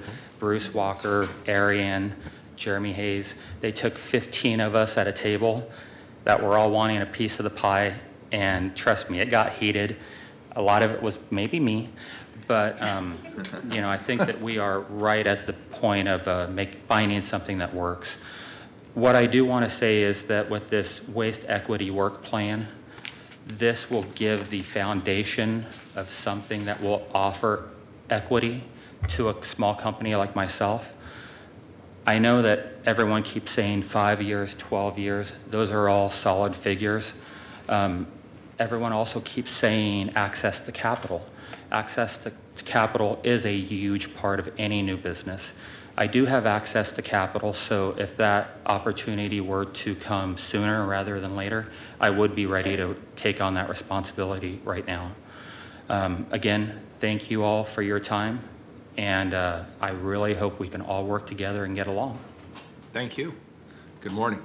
Good morning, Mayor Wheeler and members of the City Council. I'm Valerie Gruder Hill, President of the Portland Haulers Association and owner of Gruder Sanitary Service, a family-owned garbage and recycling company serving Portland residents and businesses since 1951. My mother and father started this company. My father was an immigrant from Europe with a dream. Together they were determined, worked hard, and fought to overcome barriers that many immigrants faced during that time to establish their company and provide for their family. I am both proud and privileged to have the opportunity to continue in my parents' footsteps to serve the people of Portland. My remarks today represent my views as both a hauler and a small business owner. As a small business owner, the franchise agreement is essential for my business to continue to operate. Operating a waste management business is very expensive, with infrastructure costs that include trucks, carts, fuel, maintenance, and more. Add to that the cost of labor. We value our employees and we pay family wages with excellent benefits. Then consider the unexpected increased costs due to the recycling market crisis. We are grateful to the work in this community. We are grateful to work in this community that supports efforts to allow our shared values to thrive. But this past year has been a very stressful one for our small company. We need an agreement for our lenders to have assurance that we will have the business revenue to honor our debts. We also need the agreement so lenders will provide the financing to continue to advance the goals outlined in the franchise agreement around climate change, safety, and other policies that influence how we collect and sort materials. Those goals often require our business to purchase new equipment and make other investments. This agreement is not only important for existing franchisees, but critical for any potential new entrant who is seeking to acquire a franchise. The agreement is what banks and lenders need for, and all companies need financing to operate. As a hauler and president of the Portland Haulers Association, I am proud of the partnerships we have formed with the City of Portland and staff of Bureau of Planning and Sustainability. I'm also proud that our group of stakeholders and partners has expanded. We are learning new perspectives from the community, and I believe the others are learning from ours. While at times it has been tense, I believe we all want what is best for the city, both in terms of creating and supporting economic opportunities for small companies, as well as providing excellent service to the Portland residents, I wish that you would support the franchise agreement. Thank you. Thanks for being here. Good morning. Good morning, Mayor, Commissioners, Andre Baugh. First, I hope you support the franchise agreement.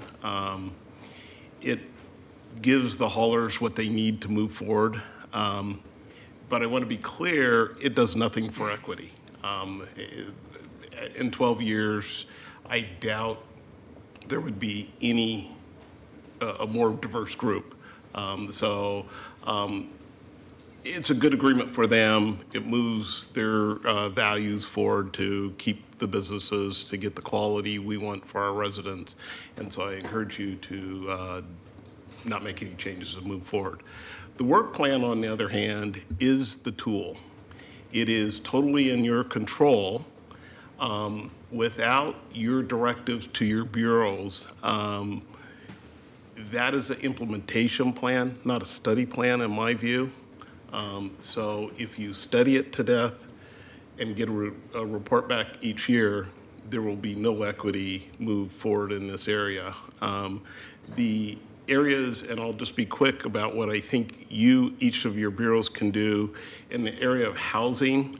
The Housing Bureau today sets requirements for people that want their money for participation of MWSBs, for energy efficiency, a number of things. There's nothing that I think would prevent them from saying they have to use a hauler that is of MWSB. You have agreements around garbage collection today that you could change in the parks area. You can do things around transportation. You can work with other agencies, Multnomah County, Home Forward, in talking to them about the collaboration that the city already has in moving forward. These are things that are already in the work plan, and to be able to come back and within a year and say, how do you move forward, I think is reasonable. Staff has done a very good job in looking at the opportunities that are out there. What you really need now is, in a year, how do we move forward, and what are the agreements you need to have minority firms pick up city garbage, get into the multifamily. The multifamily area, in my 3 years of delving into this issue, it's the growth area. That's where Portland's growing, as you know, in multifamily.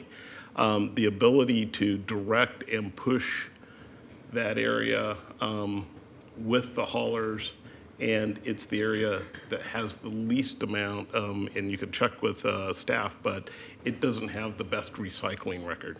So we can improve the recycling and do things with the minority haulers. I encourage you to direct and have your staff work with BPS to implement the work plan. Thank you. Thank you. Thanks, all of you. The next three are Ashley Henry, Elizabeth Start, and we're going to go with Mary Sipe. And just a time check, Carla, how many more do we have after that? Two more. Thank you. Good morning. I'll get started. My name is Mary Sipe.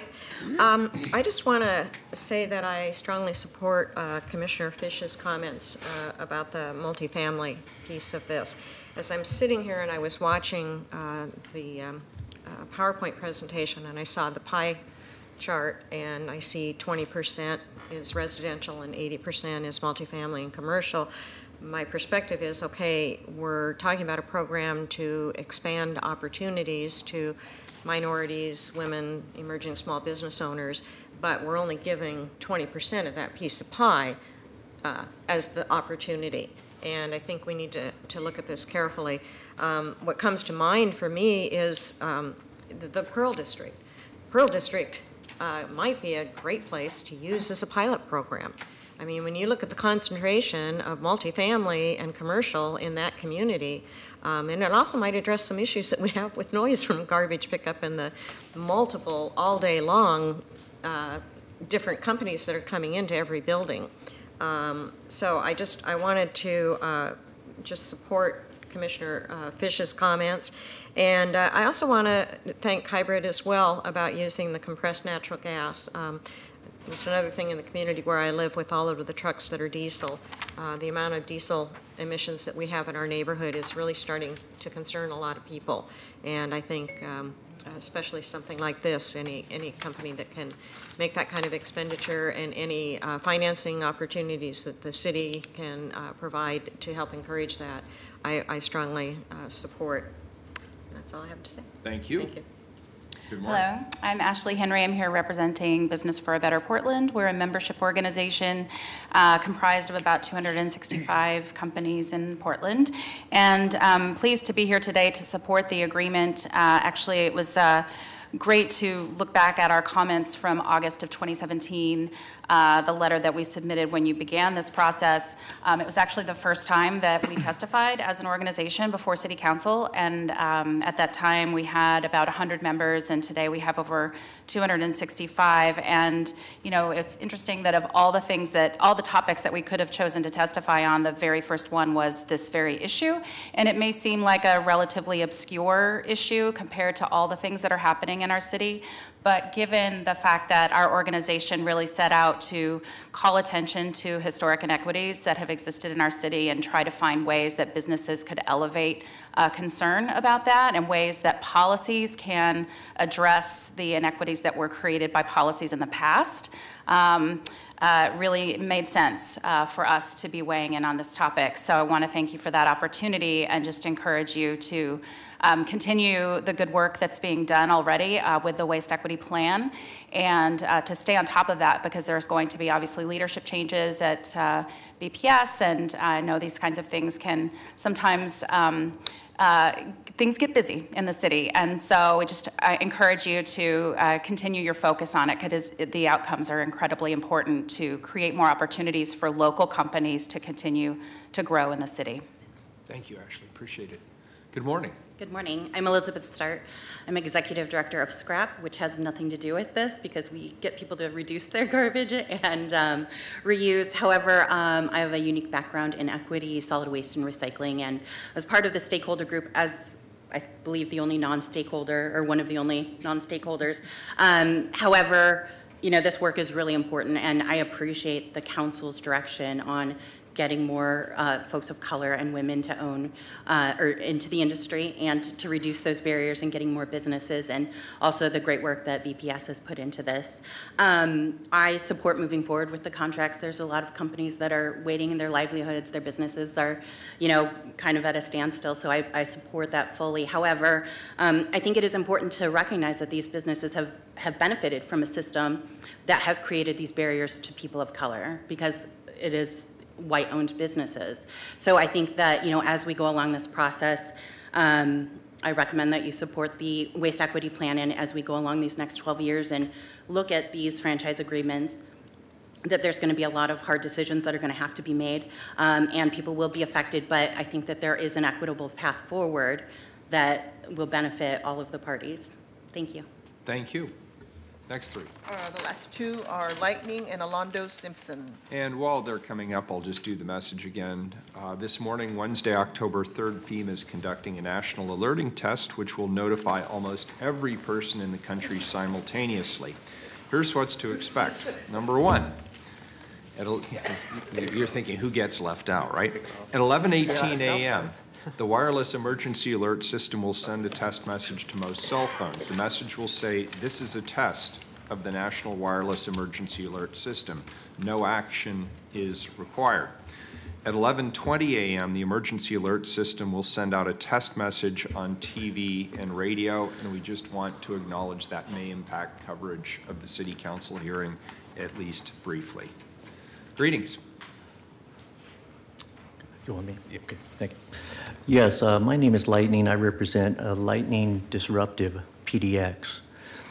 One of the concerns I heard from Commissioner Salzman is maybe purchasing the franchise at a certain time. And when that was thrown out, my curiosity, kind of looking at that, is that including the total business value of the company that controls the franchise at that time? Because we could be talking a tremendous amount of money if that is. But if you're putting a certain number on that franchise itself, separate from the company itself, I'm curious how you do that valuation, because it's my understanding on this franchise agreement, we're at an 8% and 3% goes to rate stabilization. So when you threw out a purchase price, I'd be curious how you come up with that number. Issue number 2 is that a lot of these companies that have these franchise in position, really to me that is a monopoly. And we looked at the same thing from the taxi industry when Uber and Lyft stood up here and said, you're going to allow us to expand out into the marketplace, or we're just going to sue you, is what their attorney said. From my position, this is almost a monopoly here that has been allowed from within the city to the city's benefit. And again, why did you not go into the area of the multifamily and the commercial? Why did you not expand into that area? Because in my opinion, what you have, and I'll throw a kind of a wrench into the middle of this franchise, you can sign your name and have this franchise in this nice little, sweet little paper where you give all these little benefits to certain people on this franchise agreement. But here's something from Lightning. You cannot expand and have any additional agreements in the commercial arena if you get this franchise for the residential. Now, you're going to have people in this room saying, you better be careful what you're saying, because we have those agreements and those routes already. So when we get this money, that gives us the ability to go to the bank and say, hey, we've secured this franchise. Now we're going to get the equipment, we're going to have the money to operate, and now we can come back in and get the commercial routes. And that's going to step all over all the small players who are trying to step up and go to that bank and saying, hey, I want to step in and get a loan for this commercial agreement, and I can't get the money. I can't get the money and compete. This must be Donald Trump cutting me off. Mr. Trump. Is that what he's doing? Better him than me. Yes. And my phone is on silent, so that's Okay. really interesting. Mine too. Okay. Should I continue? But Please, go ahead. my point being is that this is a very monopolized system here. And the people in this room want it to be kept that way. We saw what happened in the taxi industry. It opened it up. And again, when you're talking getting that financing from the bank, you are the signature that gets that financing. Unless they have a strong net worth and a lot of money in the bank, they're not going to get that financing. So I suggest you don't extend this out the full term. You cut the time frame up a little bit, go to about a 5-year, and let the small businesses step in on these commercial accounts. Thank you. And make sure that they have the money to do it. Thank you. Thank you. Good morning. Are we good? Yeah, Okay. we're good. Wow. Thank you, sir. You left me. I'm alone. Mayor Wheeler, and members of the council, for the record, Orlando Simpson. My company is City of Roses Disposal and Recycling, otherwise known as CORE, which is a locally owned, minority-owned solid waste entity, and we've been in business for 22 years. And I don't want to consume too much time here today because there's been some very valuable testimony that's been brought forward by all stakeholders and constituents that have been involved within this process. And I just want to, tip my hat off to those that have sacrificed a lot of time and resources and energy and effort diving through such a complicated manner. I think last time we were here talking about this prior to proceeding down this step, Commissioner Fish had indicated that he felt some kind of tension. And I believe there was tension. There was true organic tension because what was being considered and was being discussed at that time was disruptive. And in these particular times, I think disruption is necessary for our society in all facets of it. And the good thing is that from that disruption and from that chaos and from that pain, we've actually been able to come to a consensus on a direction we all feel is going to be adequate that we can go down and be proud about in the future of our solid waste and recycling system, not only for all of the constituents and stakeholders of today, primarily those that are going to be benefiting the most on the franchise agreement, but also the stakeholders and constituents of the future and the future generations. I feel like as an entrepreneur, as a business owner of color, it's my responsibility, as well as a fourth generation Portlander, to utilize a platform and foundation that my grandfather and my father have put in front of myself and my siblings and the rest of my family members to try to build something substantial and create wealth. Because as we know, wealth is the caveat to a lot of the challenges we see in society today relates to the economic disparities. And the irony here is that there was an important document that was actually released throughout this process, a 1955 City Club report, which talked about racial discriminatory practices that have existed in the solid waste system in this very city. And then I go back to look at in 17, Mayor Wheeler, you presented your State of the City speech at the City Club talking about reducing barriers to economic opportunities and building wealth in community of colors, primarily African American communities. And so given the fact that the thing that people see of least value being waste could be the catalyst to us achieving some of these aspirational goals that our leader in charge has set out, I think is not only groundbreaking, but it sets the tone for the rest of the region, the rest of the country, and most importantly, the rest of the world.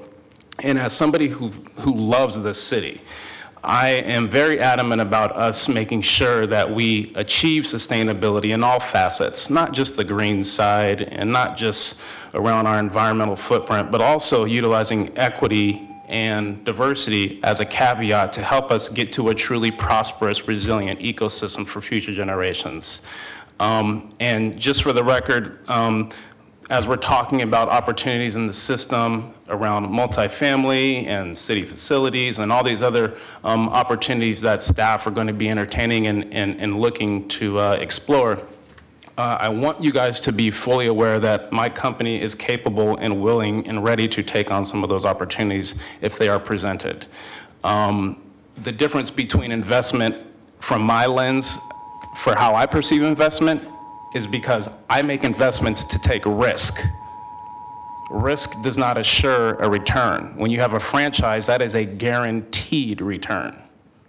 So it's not really the same way I view investment. Investment is putting yourself out there. And so as we stand today, and I'm sorry that I'm going overboard because I know you guys have to move forward, but I just want to compliment staff. I think staff have done a tremendous job coming into something that is completely foreign, and they have dove into the deep end and found a way to get to safe grounds.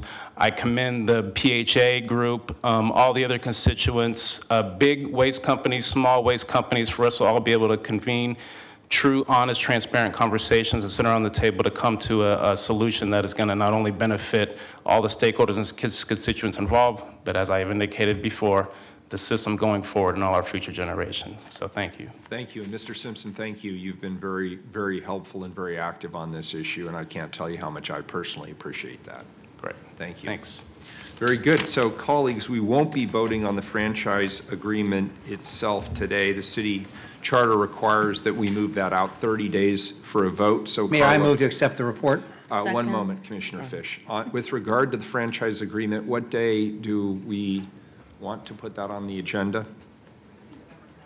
November 7th. So that will be, I'm sorry, November 2nd? 7th. 7th, and is that time certain or just on the regular agenda? It'll be regular agenda. Very good, November 7th. With regard to the report, Commissioner Fish moves the report. Commissioner Udaley seconds the report. Please call the roll. Why are we voting? On the report.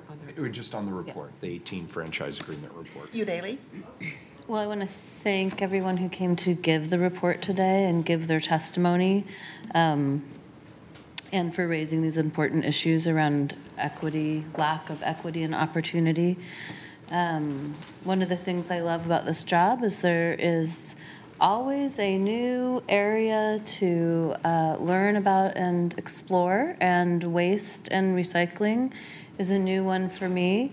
And it's really a vital issue. And I'm generally pleased with the improvement that the city's made in utilizing women and minority contractors, but there's obviously a lot of room for improvement here. So I'm just want to put on the record that I am concerned about continued consolidation in the industry, which stands to leave us without any Portland-based companies in the garbage recycling, reuse, and composting system, let alone women or minority-owned companies. So I support moving to a franchising system for multifamily buildings and making sure that Portland-based companies, as well as companies owned by women and people of color, have a chance to access that market, not only for hauling, but also for processing and transferring those waste streams. As we heard today, I'm well aware that these are capital-intensive industries and that we have to be sure that companies have the capacity to compete before we help open up new markets. But we should proceed as quickly as we can to open or create new opportunities for Portland-based businesses. I vote aye. Fritz. Well, thanks very much to staff. This is an amazing, really great work, and thank you to everybody who's participated. I would not have guessed that we would get to a hearing where we'd have so many people coming in saying, yes, move forward, and we're all in agreement. This is obviously something that everybody cares about very passionately, and I believe that we can and should make changes. So I appreciate the Mayor directing that we will get a report back at Council within a year, so that we don't just put this on the shelf and on the back burner, that it stays as an issue of vital importance to everybody. Aye. Fish? You know, I don't remember the last time we had a hearing on accepting a report and there were no dissenting voices, which often happens. So it's been a good hearing. I want to echo what everyone has said about the staff and the process that has been followed over this past year. I visited with Mr. Simpson the other day and got kind of a primer in the industry, and there's some things which I think we need to seriously consider in the next year. I'm very interested in looking at the multifamily housing, other than the fact that it's a different piece of technology to collect the trash. I think it still is, in my mind, residential in character. It just requires a different truck. And I'd like to know what our options are when you come back to us in a year from now. I appreciate what Mary said about the Pearl District, and it reminded me of how offensive it was the other day at a public forum when someone who was opposing 26-199 said it would lead to the creation of ghettos. Now, the logic of that is that if you invest in affordable housing, you're creating ghettos like the Pearl District. So I was pleased, Mary, that you pointed out that in terms of just raw percentage, we have more affordable housing in the Pearl than any other part of our city. And we should not be using words like loaded terms like ghettos to describe providing affordable housing for working families. I appreciated the earlier testimony about taking a good hard look at what both the Housing Bureau and the Parks Bureau can do. The mayor has indicated he wants to put a beautification plan on steroids. Actually, probably not on steroids. I don't want to get him into some regulatory problem here, but he wants to expand garbage collection and find ways to keep up with the demand. It does seem to me that parks and housing are going to be the lead bureaus in that, and as has been suggested, we may have some flexibility in how we can structure that work, which I'd like to know about. Also, just a footnote that I would like to know more about, and an email from staff would be fine on this, and that would be, I know that Metro takes $1 a ton for beautification projects, and I'm interested in how that money gets carved up and what comes back to us. And I understand it generates $250,000 a year either for us or in the pot more generally, just interested in what our share is of that. This is a good report, and it's a basis for doing, I think, even more work to expand opportunity going forward, and I'm pleased to vote aye. Saltzman? I think it's, I just want to say that while I think this report has some interesting recommendations, or ideas, I should say, ideas, two of which I asked about, which are the notion of the city reassuming the franchises at the end of the 12 years and redistributing them, or reallocating the franchise territories, or putting it out to bid. And I know those are radical concepts to the existing hauling community. And I just want to say that this is not said in disrespect at all for the work you do. In fact, I have a tremendous amount of respect for the work you do from the ground up. And, but I do think, you know, we need to look at doing business differently if we're going to achieve some equity goals. And those are options that deserve an honest examination. I don't know if any of my colleagues know this, and I wasn't on the council in '92, but that's when we started the franchise. But around that time, there was such opposition to the idea of franchising that I remember the haulers circled City Hall with their trucks in opposition to franchising. So we've come a long way. And since we franchised in '92, again, I want to commend our haulers for really helping us as a city to get to the tremendous recycling rates that we have now, and the ease with which all residents take pride in putting their, their push carts at the curb once a week, some even less than once a week.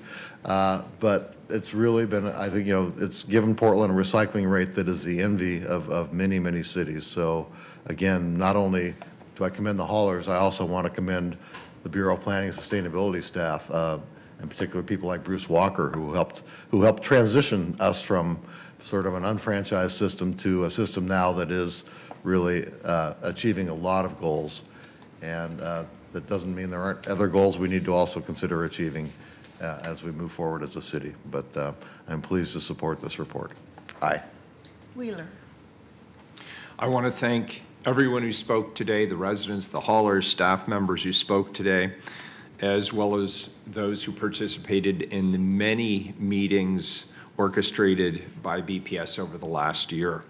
There's clearly a lot of interest in this important issue, and we're committed to continuing to push to create new opportunities for minority and women-owned businesses while also honoring the haulers who've invested so much and, as Commissioner Saltzman just said, have provided really excellent service to the people of our city.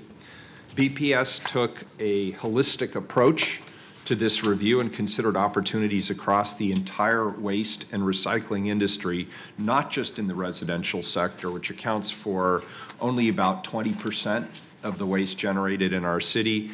It turns out that many of the best near-term opportunities are actually outside of the residential franchise, as people have noted today. I know some wish we could move faster to create opportunities in the franchise system itself, but I also want to be clear that our intent is to go far, not just to go fast.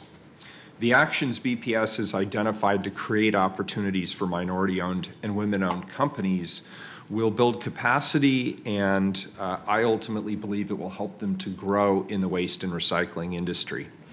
It's important to note that these opportunities are actually much bigger from a dollar-to-dollar perspective than the franchise system alone. Finally, this is truly important work. The future of our economy is minority-owned and women-owned businesses whose growth is far outpacing that of non-minority-owned businesses. So I'm very glad that we here in Portland are continuing to work towards reducing the barriers for these companies to participate. I also just want to take one moment to thank a few individuals.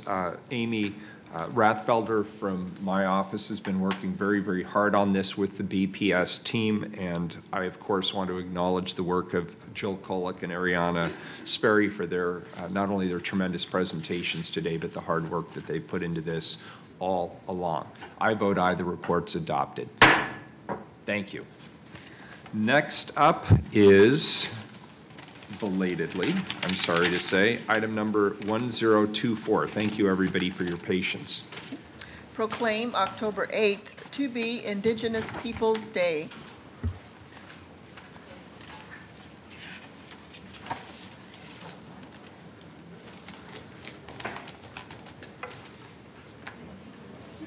Good morning. Good morning. I'm losing everyone. I apologize for the delay. Thank you so much for your patience this morning. Thank you.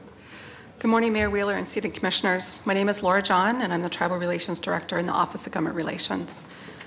Present day, Portland is located on the traditional village sites of the Multnomah, Wasco, Cowlitz, Cathlamet, Clackamas, bands of Chinook, Tualatin, Kalapuya, Molalla, and many other tribes who made their homes along the Columbia and Willamette rivers. Let us also acknowledge our larger Native community members whose journeys have brought them to Portland by various ways, some seeking opportunities such as working in the shipyards and living in Vanport, and others by way of forced displacement through federal policies such as the boarding school era, which includes Chemawa Indian School just south of Portland, or tribal termination such that happened to many Oregon tribes. Today, these same communities celebrate their rich heritage through a reverence, resilience, and tenacity that would be greatly admired by our ancestors. I want to just take a moment and ask those that are in the room today who have Native ancestry or identify as American Indian to stand.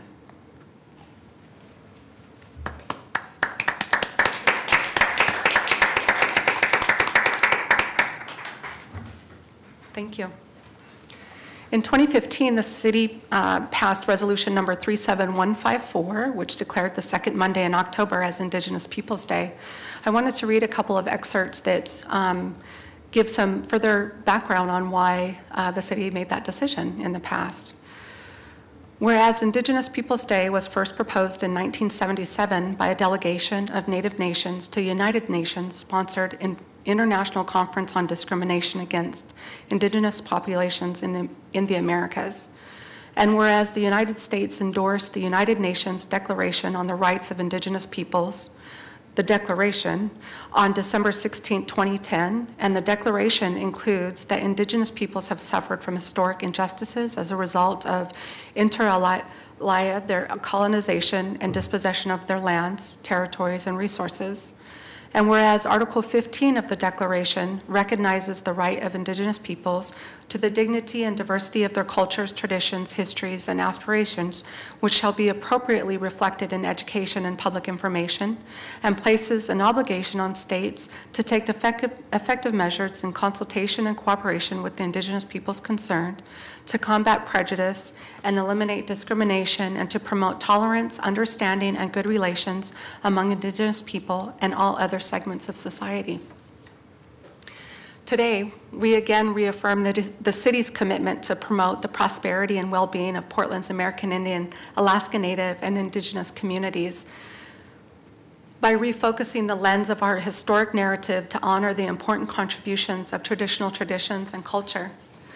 We do this on the heels of the commencement of our inaugural Tribal Nations Summit, which happened last Friday, where we brought together leadership from the Cowlitz, Siletz, Grand Ronde, Umatilla, Warm Springs, and Yakima nations. It was quite the day. Concurrently to the summit, over 100 city employees attended a training to learn more about the importance of the Columbia and Willamette Rivers to the tribes in our regions, the value of protecting first foods and food sovereignty, and the resurgence of the canoe culture and the annual canoe journey. Some of our leaders, Commissioner Udaley and Mayor Wheeler, also had the opportunity to ride on canoes and have that experience. What I want to share today is that the impact of the summit goes far beyond just the city. We are taking bold steps to be a role model for other cities and municipalities. Just as we took that bold step in changing this day, Indigenous Peoples Day, from Columbus Day. Our Tribal Relations Program will not only assist in creating positive government-to-government relationships, but will also impact the wellness and prosperity of the Native people that live, work, and play in the city of Portland. I wanted to also share that Multnomah County will be having their proclamation presentation tomorrow at, I believe it's 10 a.m., and Metro will have their proclamation tomorrow at 2 p.m. At this time, I'd like to introduce Jolene Joseph, a community member and a very respected leader, to speak. Thank you. Good morning. Good morning, Mayor and Commissioners. My name is Jolene Joseph. I'm the Executive Director of a national nonprofit organization based here in Portland called the Native Wellness Institute, and I am an enrolled member of the A'ani, or White Clay people, as we call ourselves. So in my language, women say naha, that's our greeting, and the men say wahe. And in sign language, and I'd like you to join me, we say this for good morning. If you want to join me, this is good, and then this is morning. This is the sun rising. Good morning.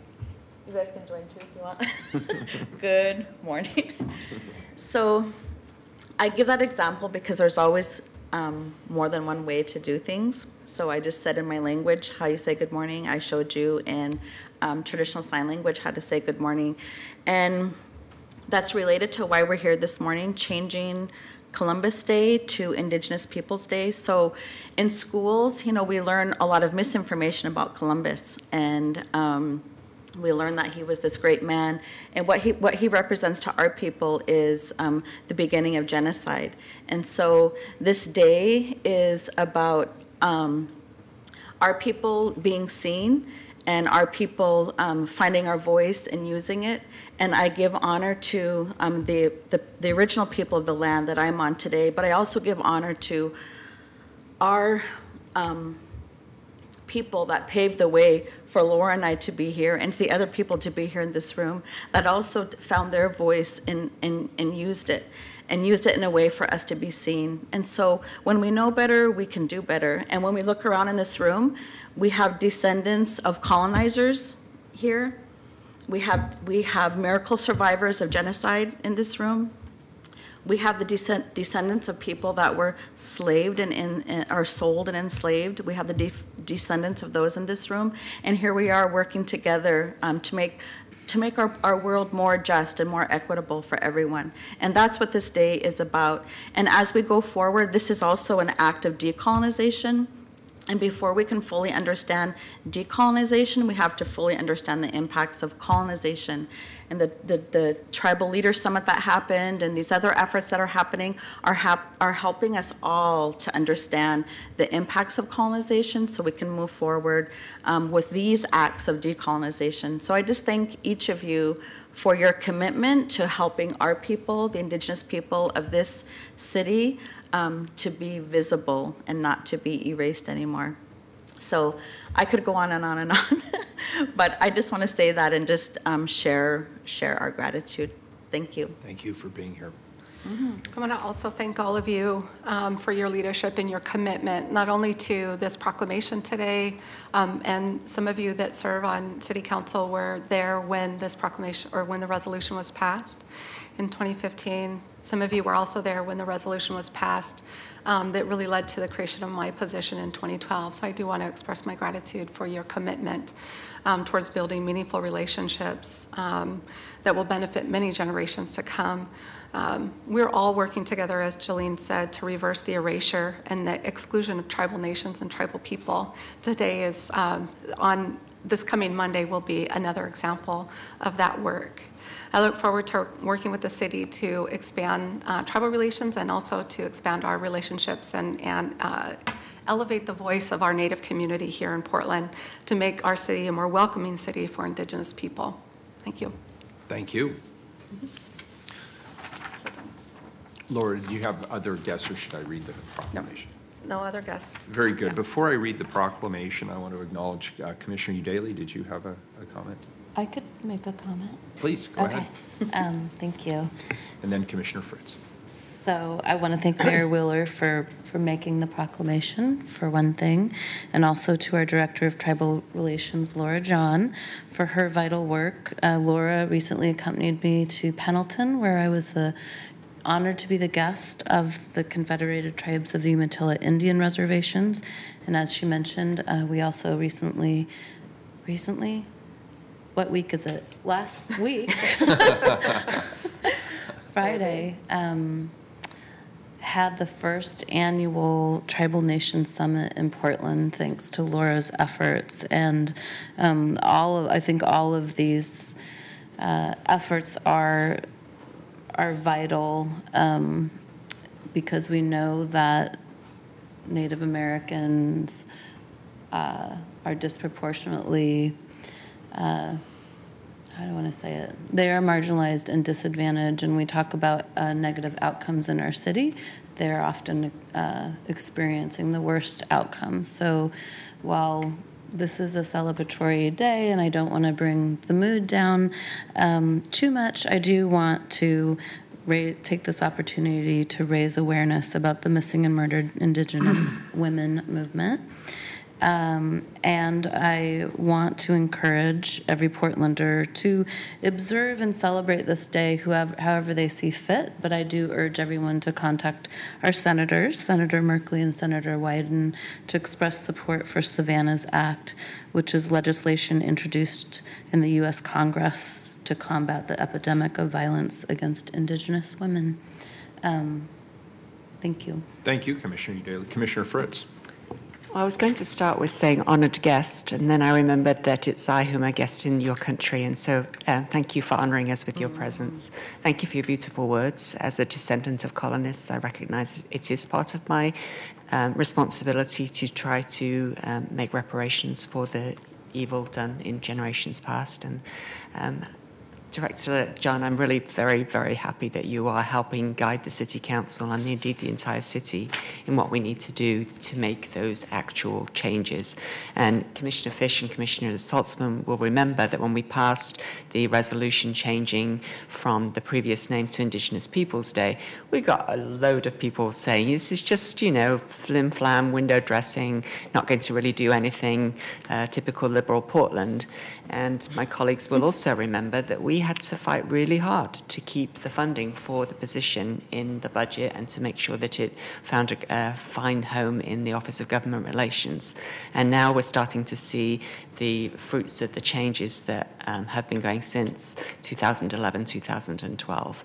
And I'm very happy that we are, as in the previous conversation, which again, thank you for sitting through, some very challenging issues, and yet when people do talk to each other, work together, we can find some solutions, and we have to find solutions. So thank you so much for being here, and thank you, Mayor Wheeler, for introducing the resolution and continuing to support Tribal Relations Director Laura John in the work that she does. Very good, and I'll just put in my plug for our summit. I thought it was fantastic, and Laura, of course, did an amazing job. Commissioner Udaley and I had the privilege of being brought ashore in canoes, and we were even given the opportunity to be pullers. And for me, it was just an impressive and beautiful experience to be part of that. It's a deeply spiritual experience for the tribes that are actually in the canoe. They're praying as they pull, and I felt very privileged that I was invited to be part of that and participate in that. We had a wonderful welcoming ceremony. Laura brought us the sun, which we are very appreciative of. The lunch was fantastic. It was a First Foods lunch, and there were some educational opportunities, a few really phenomenal speakers.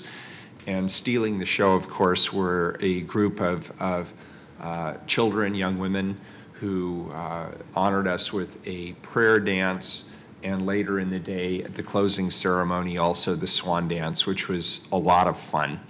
And perhaps for me the most meaningful part of the day was the one-on-one opportunity with our tribal leaders to talk about where we go from here. It's great that we think we're the first city in the United States to establish a permanent tribal summit day.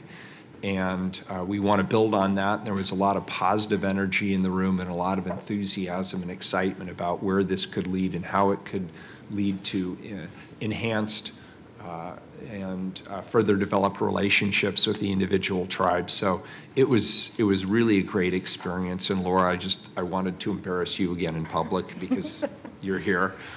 For the hard work that you put into that. It really was a marvelous day. And I heard back from all of our employees. I had a chance to go to a couple of the workshops, and our employees benefited tremendously. So it was a good shared learning experience all around. So it's my honor to read this statement of values from the Portland City Council. It is a proclamation. Unfortunately, it's in 4-point type. So let's see if I can muddle my way through it and do it the justice that it deserves. Whereas the City of Portland recognizes that the indigenous people of the lands that would later become known as the Americas have occupied these lands since time immemorial. And whereas the city recognizes the fact that Portland is built upon the homelands and villages and traditional use areas of the Multnomah, Wasco, Cowlitz, Calumet, Clackamas, Band of Chinook, Tualatin, Kalapuya, Malala, and many other tribes who made their homes along the Columbia and Willamette rivers, without whom the building of the city would not be possible. And whereas the indigenous people hand down oral histories, science, governance, a distinct relationship with water, land, rocks, native plants, birds, fish, and animals, and invaluable cultural knowledge and rich traditions that continue to thrive in Portland.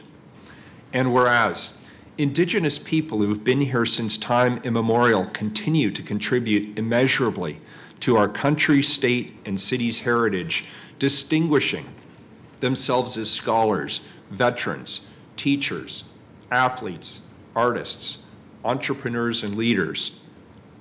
And whereas the Indigenous population of the Portland metro area is over 70,000 people who are members of or descended from more than 380 tribes from across the nation who have a unique political status and relationship with the United States of America. And whereas the City of Portland has a responsibility to oppose the systematic racism towards Indigenous peoples of the United States, which perpetrates high rates of poverty and income inequality, exacerbating disproportionate health, education, and social crises. And whereas the city promotes the closing of the equity gap for Indigenous peoples through policies, practices, and investments that reflect the experiences of Indigenous peoples, ensuring greater access and opportunity, and honoring our nation's Indigenous history and contributions. And whereas the City of Portland continues to promote the prosperity and well-being of the American Indian, Alaska Native, and Indigenous community. And whereas on October 7th, 2015, Portland City Council passed a resolution resolving that the City of Portland shall recognize Indigenous Peoples Day on the second Monday of October.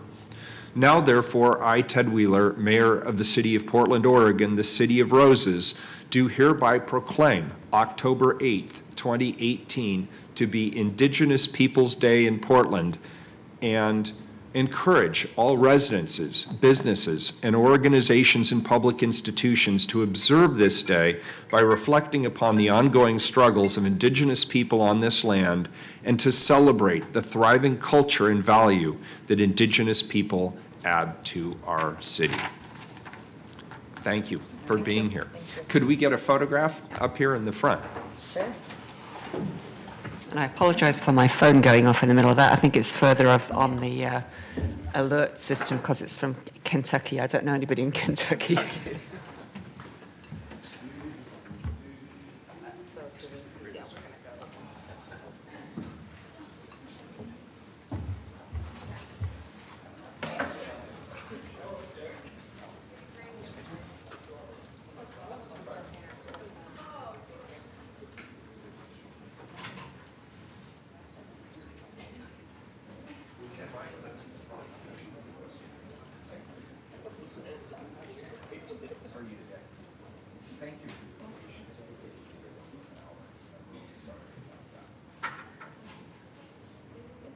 All right, over here.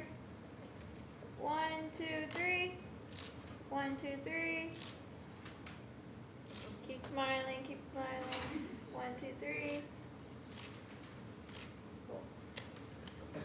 Thank you. Thank you so much. Thank you for your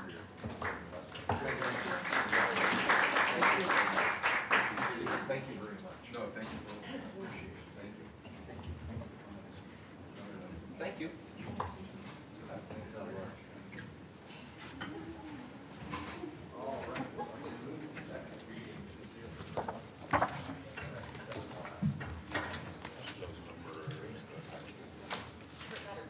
Is the second reading the only emergency? Okay, so I'm going to move those up, and I'm sorry, colleagues, I have to leave at about noon. So you want to do this one? We had the public hearing last week, so this is a vote on emergency.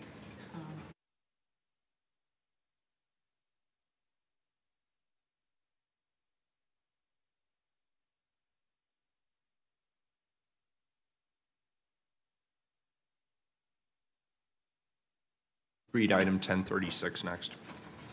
1036, yes.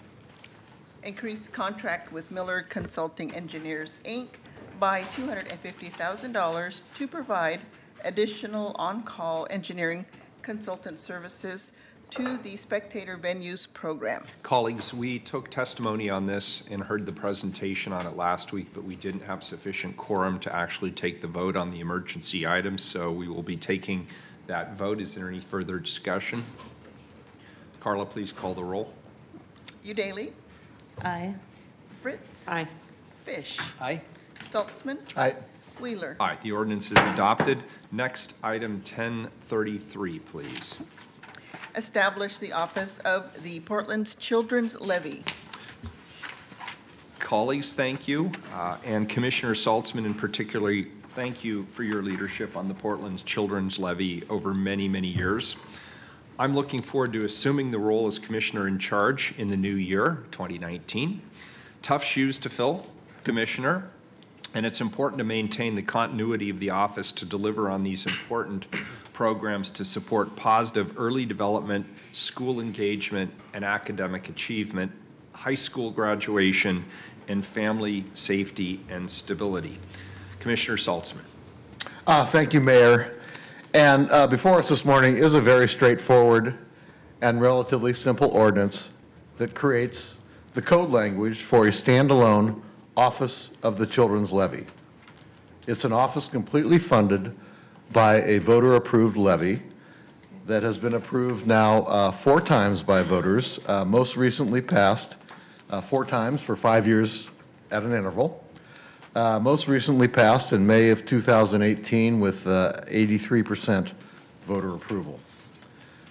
For 15 years, the Portland Children's Levy has had a track record of investing in proven programs that make a difference for children and their families, and doing it with a low administrative cap of 5%.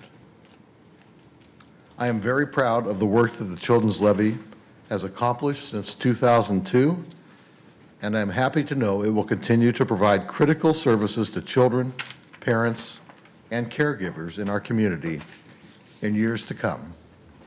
I am confident that the levy will be in good hands with Mayor Wheeler upon my departure, and I thank him for his support of this program.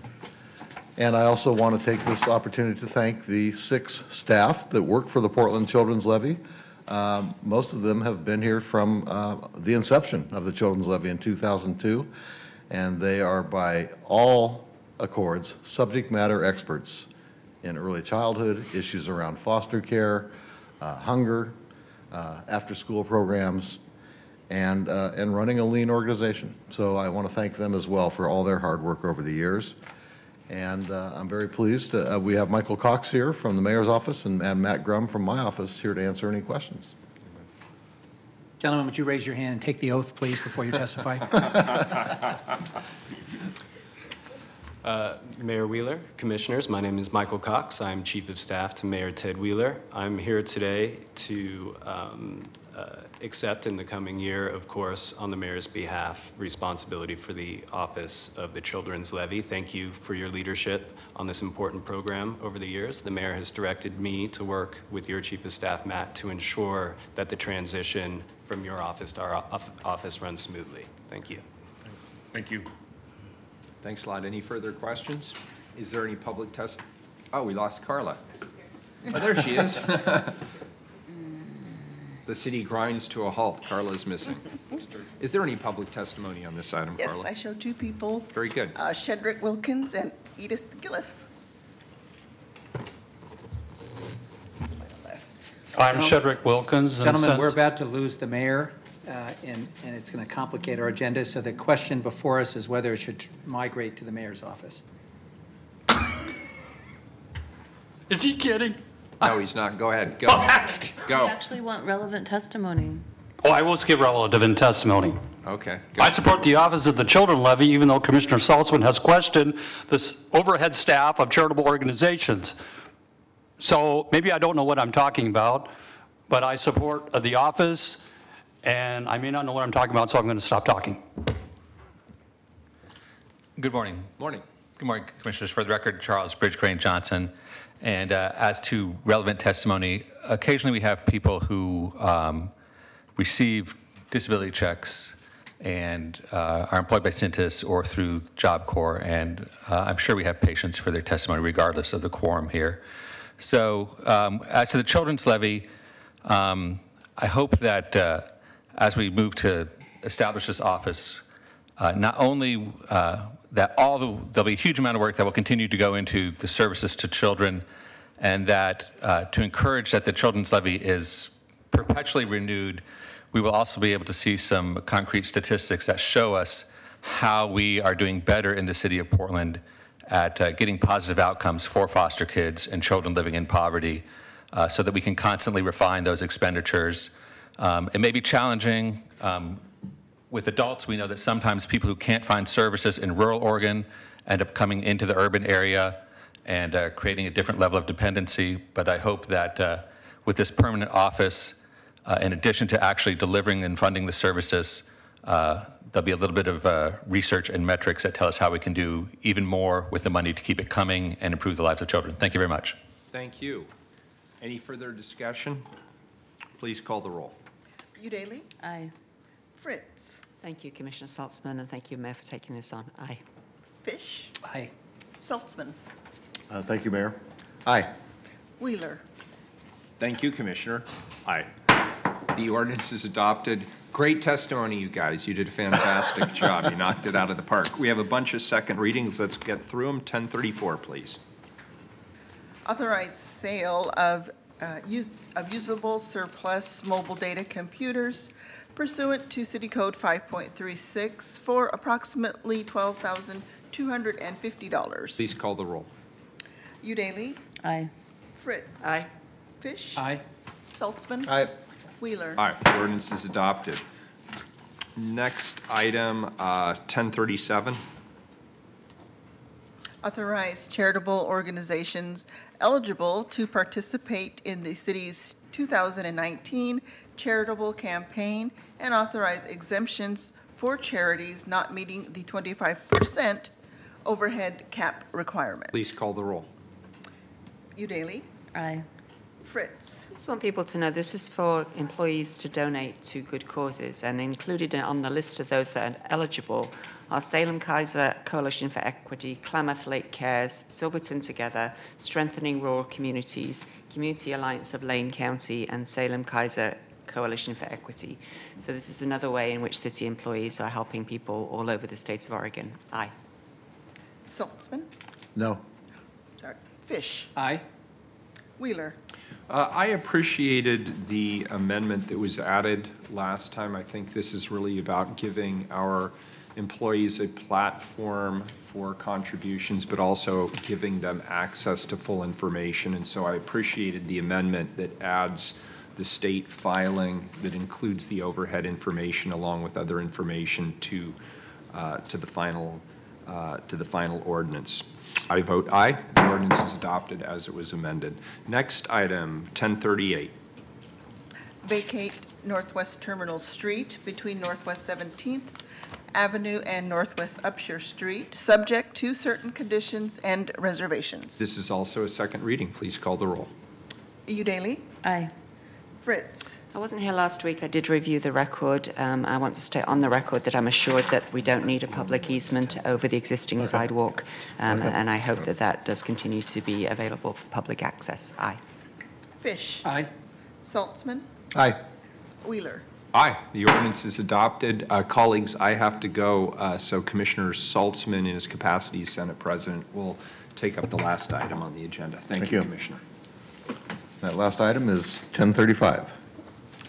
Amend ordinances to authorize use of bond proceeds for the payment of interest on bonds during reconstruction and space build-out of the Portland building. Hello, Commissioners. I'm Matt Gurok, the new debt manager, and for this ordinance, this clarifies the allowable uses of bond proceeds for the Portland building and space optimization projects. Specifically, this ordinance authorizes bond proceeds to be used for payment of bond interest during construction. This amendment will facilitate the city's ability to accelerate the long-term bond financing of a significant portion of the projects. To date, project costs have been financed with a construction line of credit, which has increased in cost with the rise in short-term interest rates. Long-term interest rates are currently low.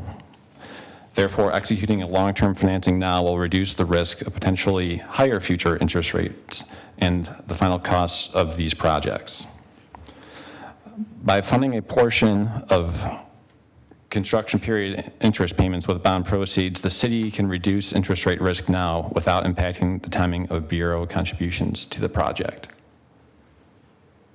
Thank you. You have anything to add here? Okay. Nothing to add. Any questions? Okay, thank you very much.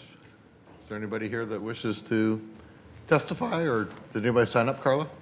Sorry, I left a sign-up sheet out there. Did Mr. Bridgepayne?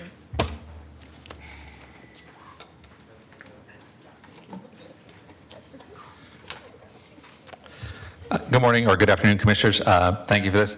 As Mr. Walsh, who's now left, noted, the title of this is a little bit of a tongue twister, but I do think that hopefully as part of the annual reporting from the bond office, we will be able to get kind of an after-action report to see how well we second-guessed the market. It would be unfortunate if we paid interest in advance on, or reduced the principal now, and then later had a cost overrun and ended up grabbing some more expensive money at the back end.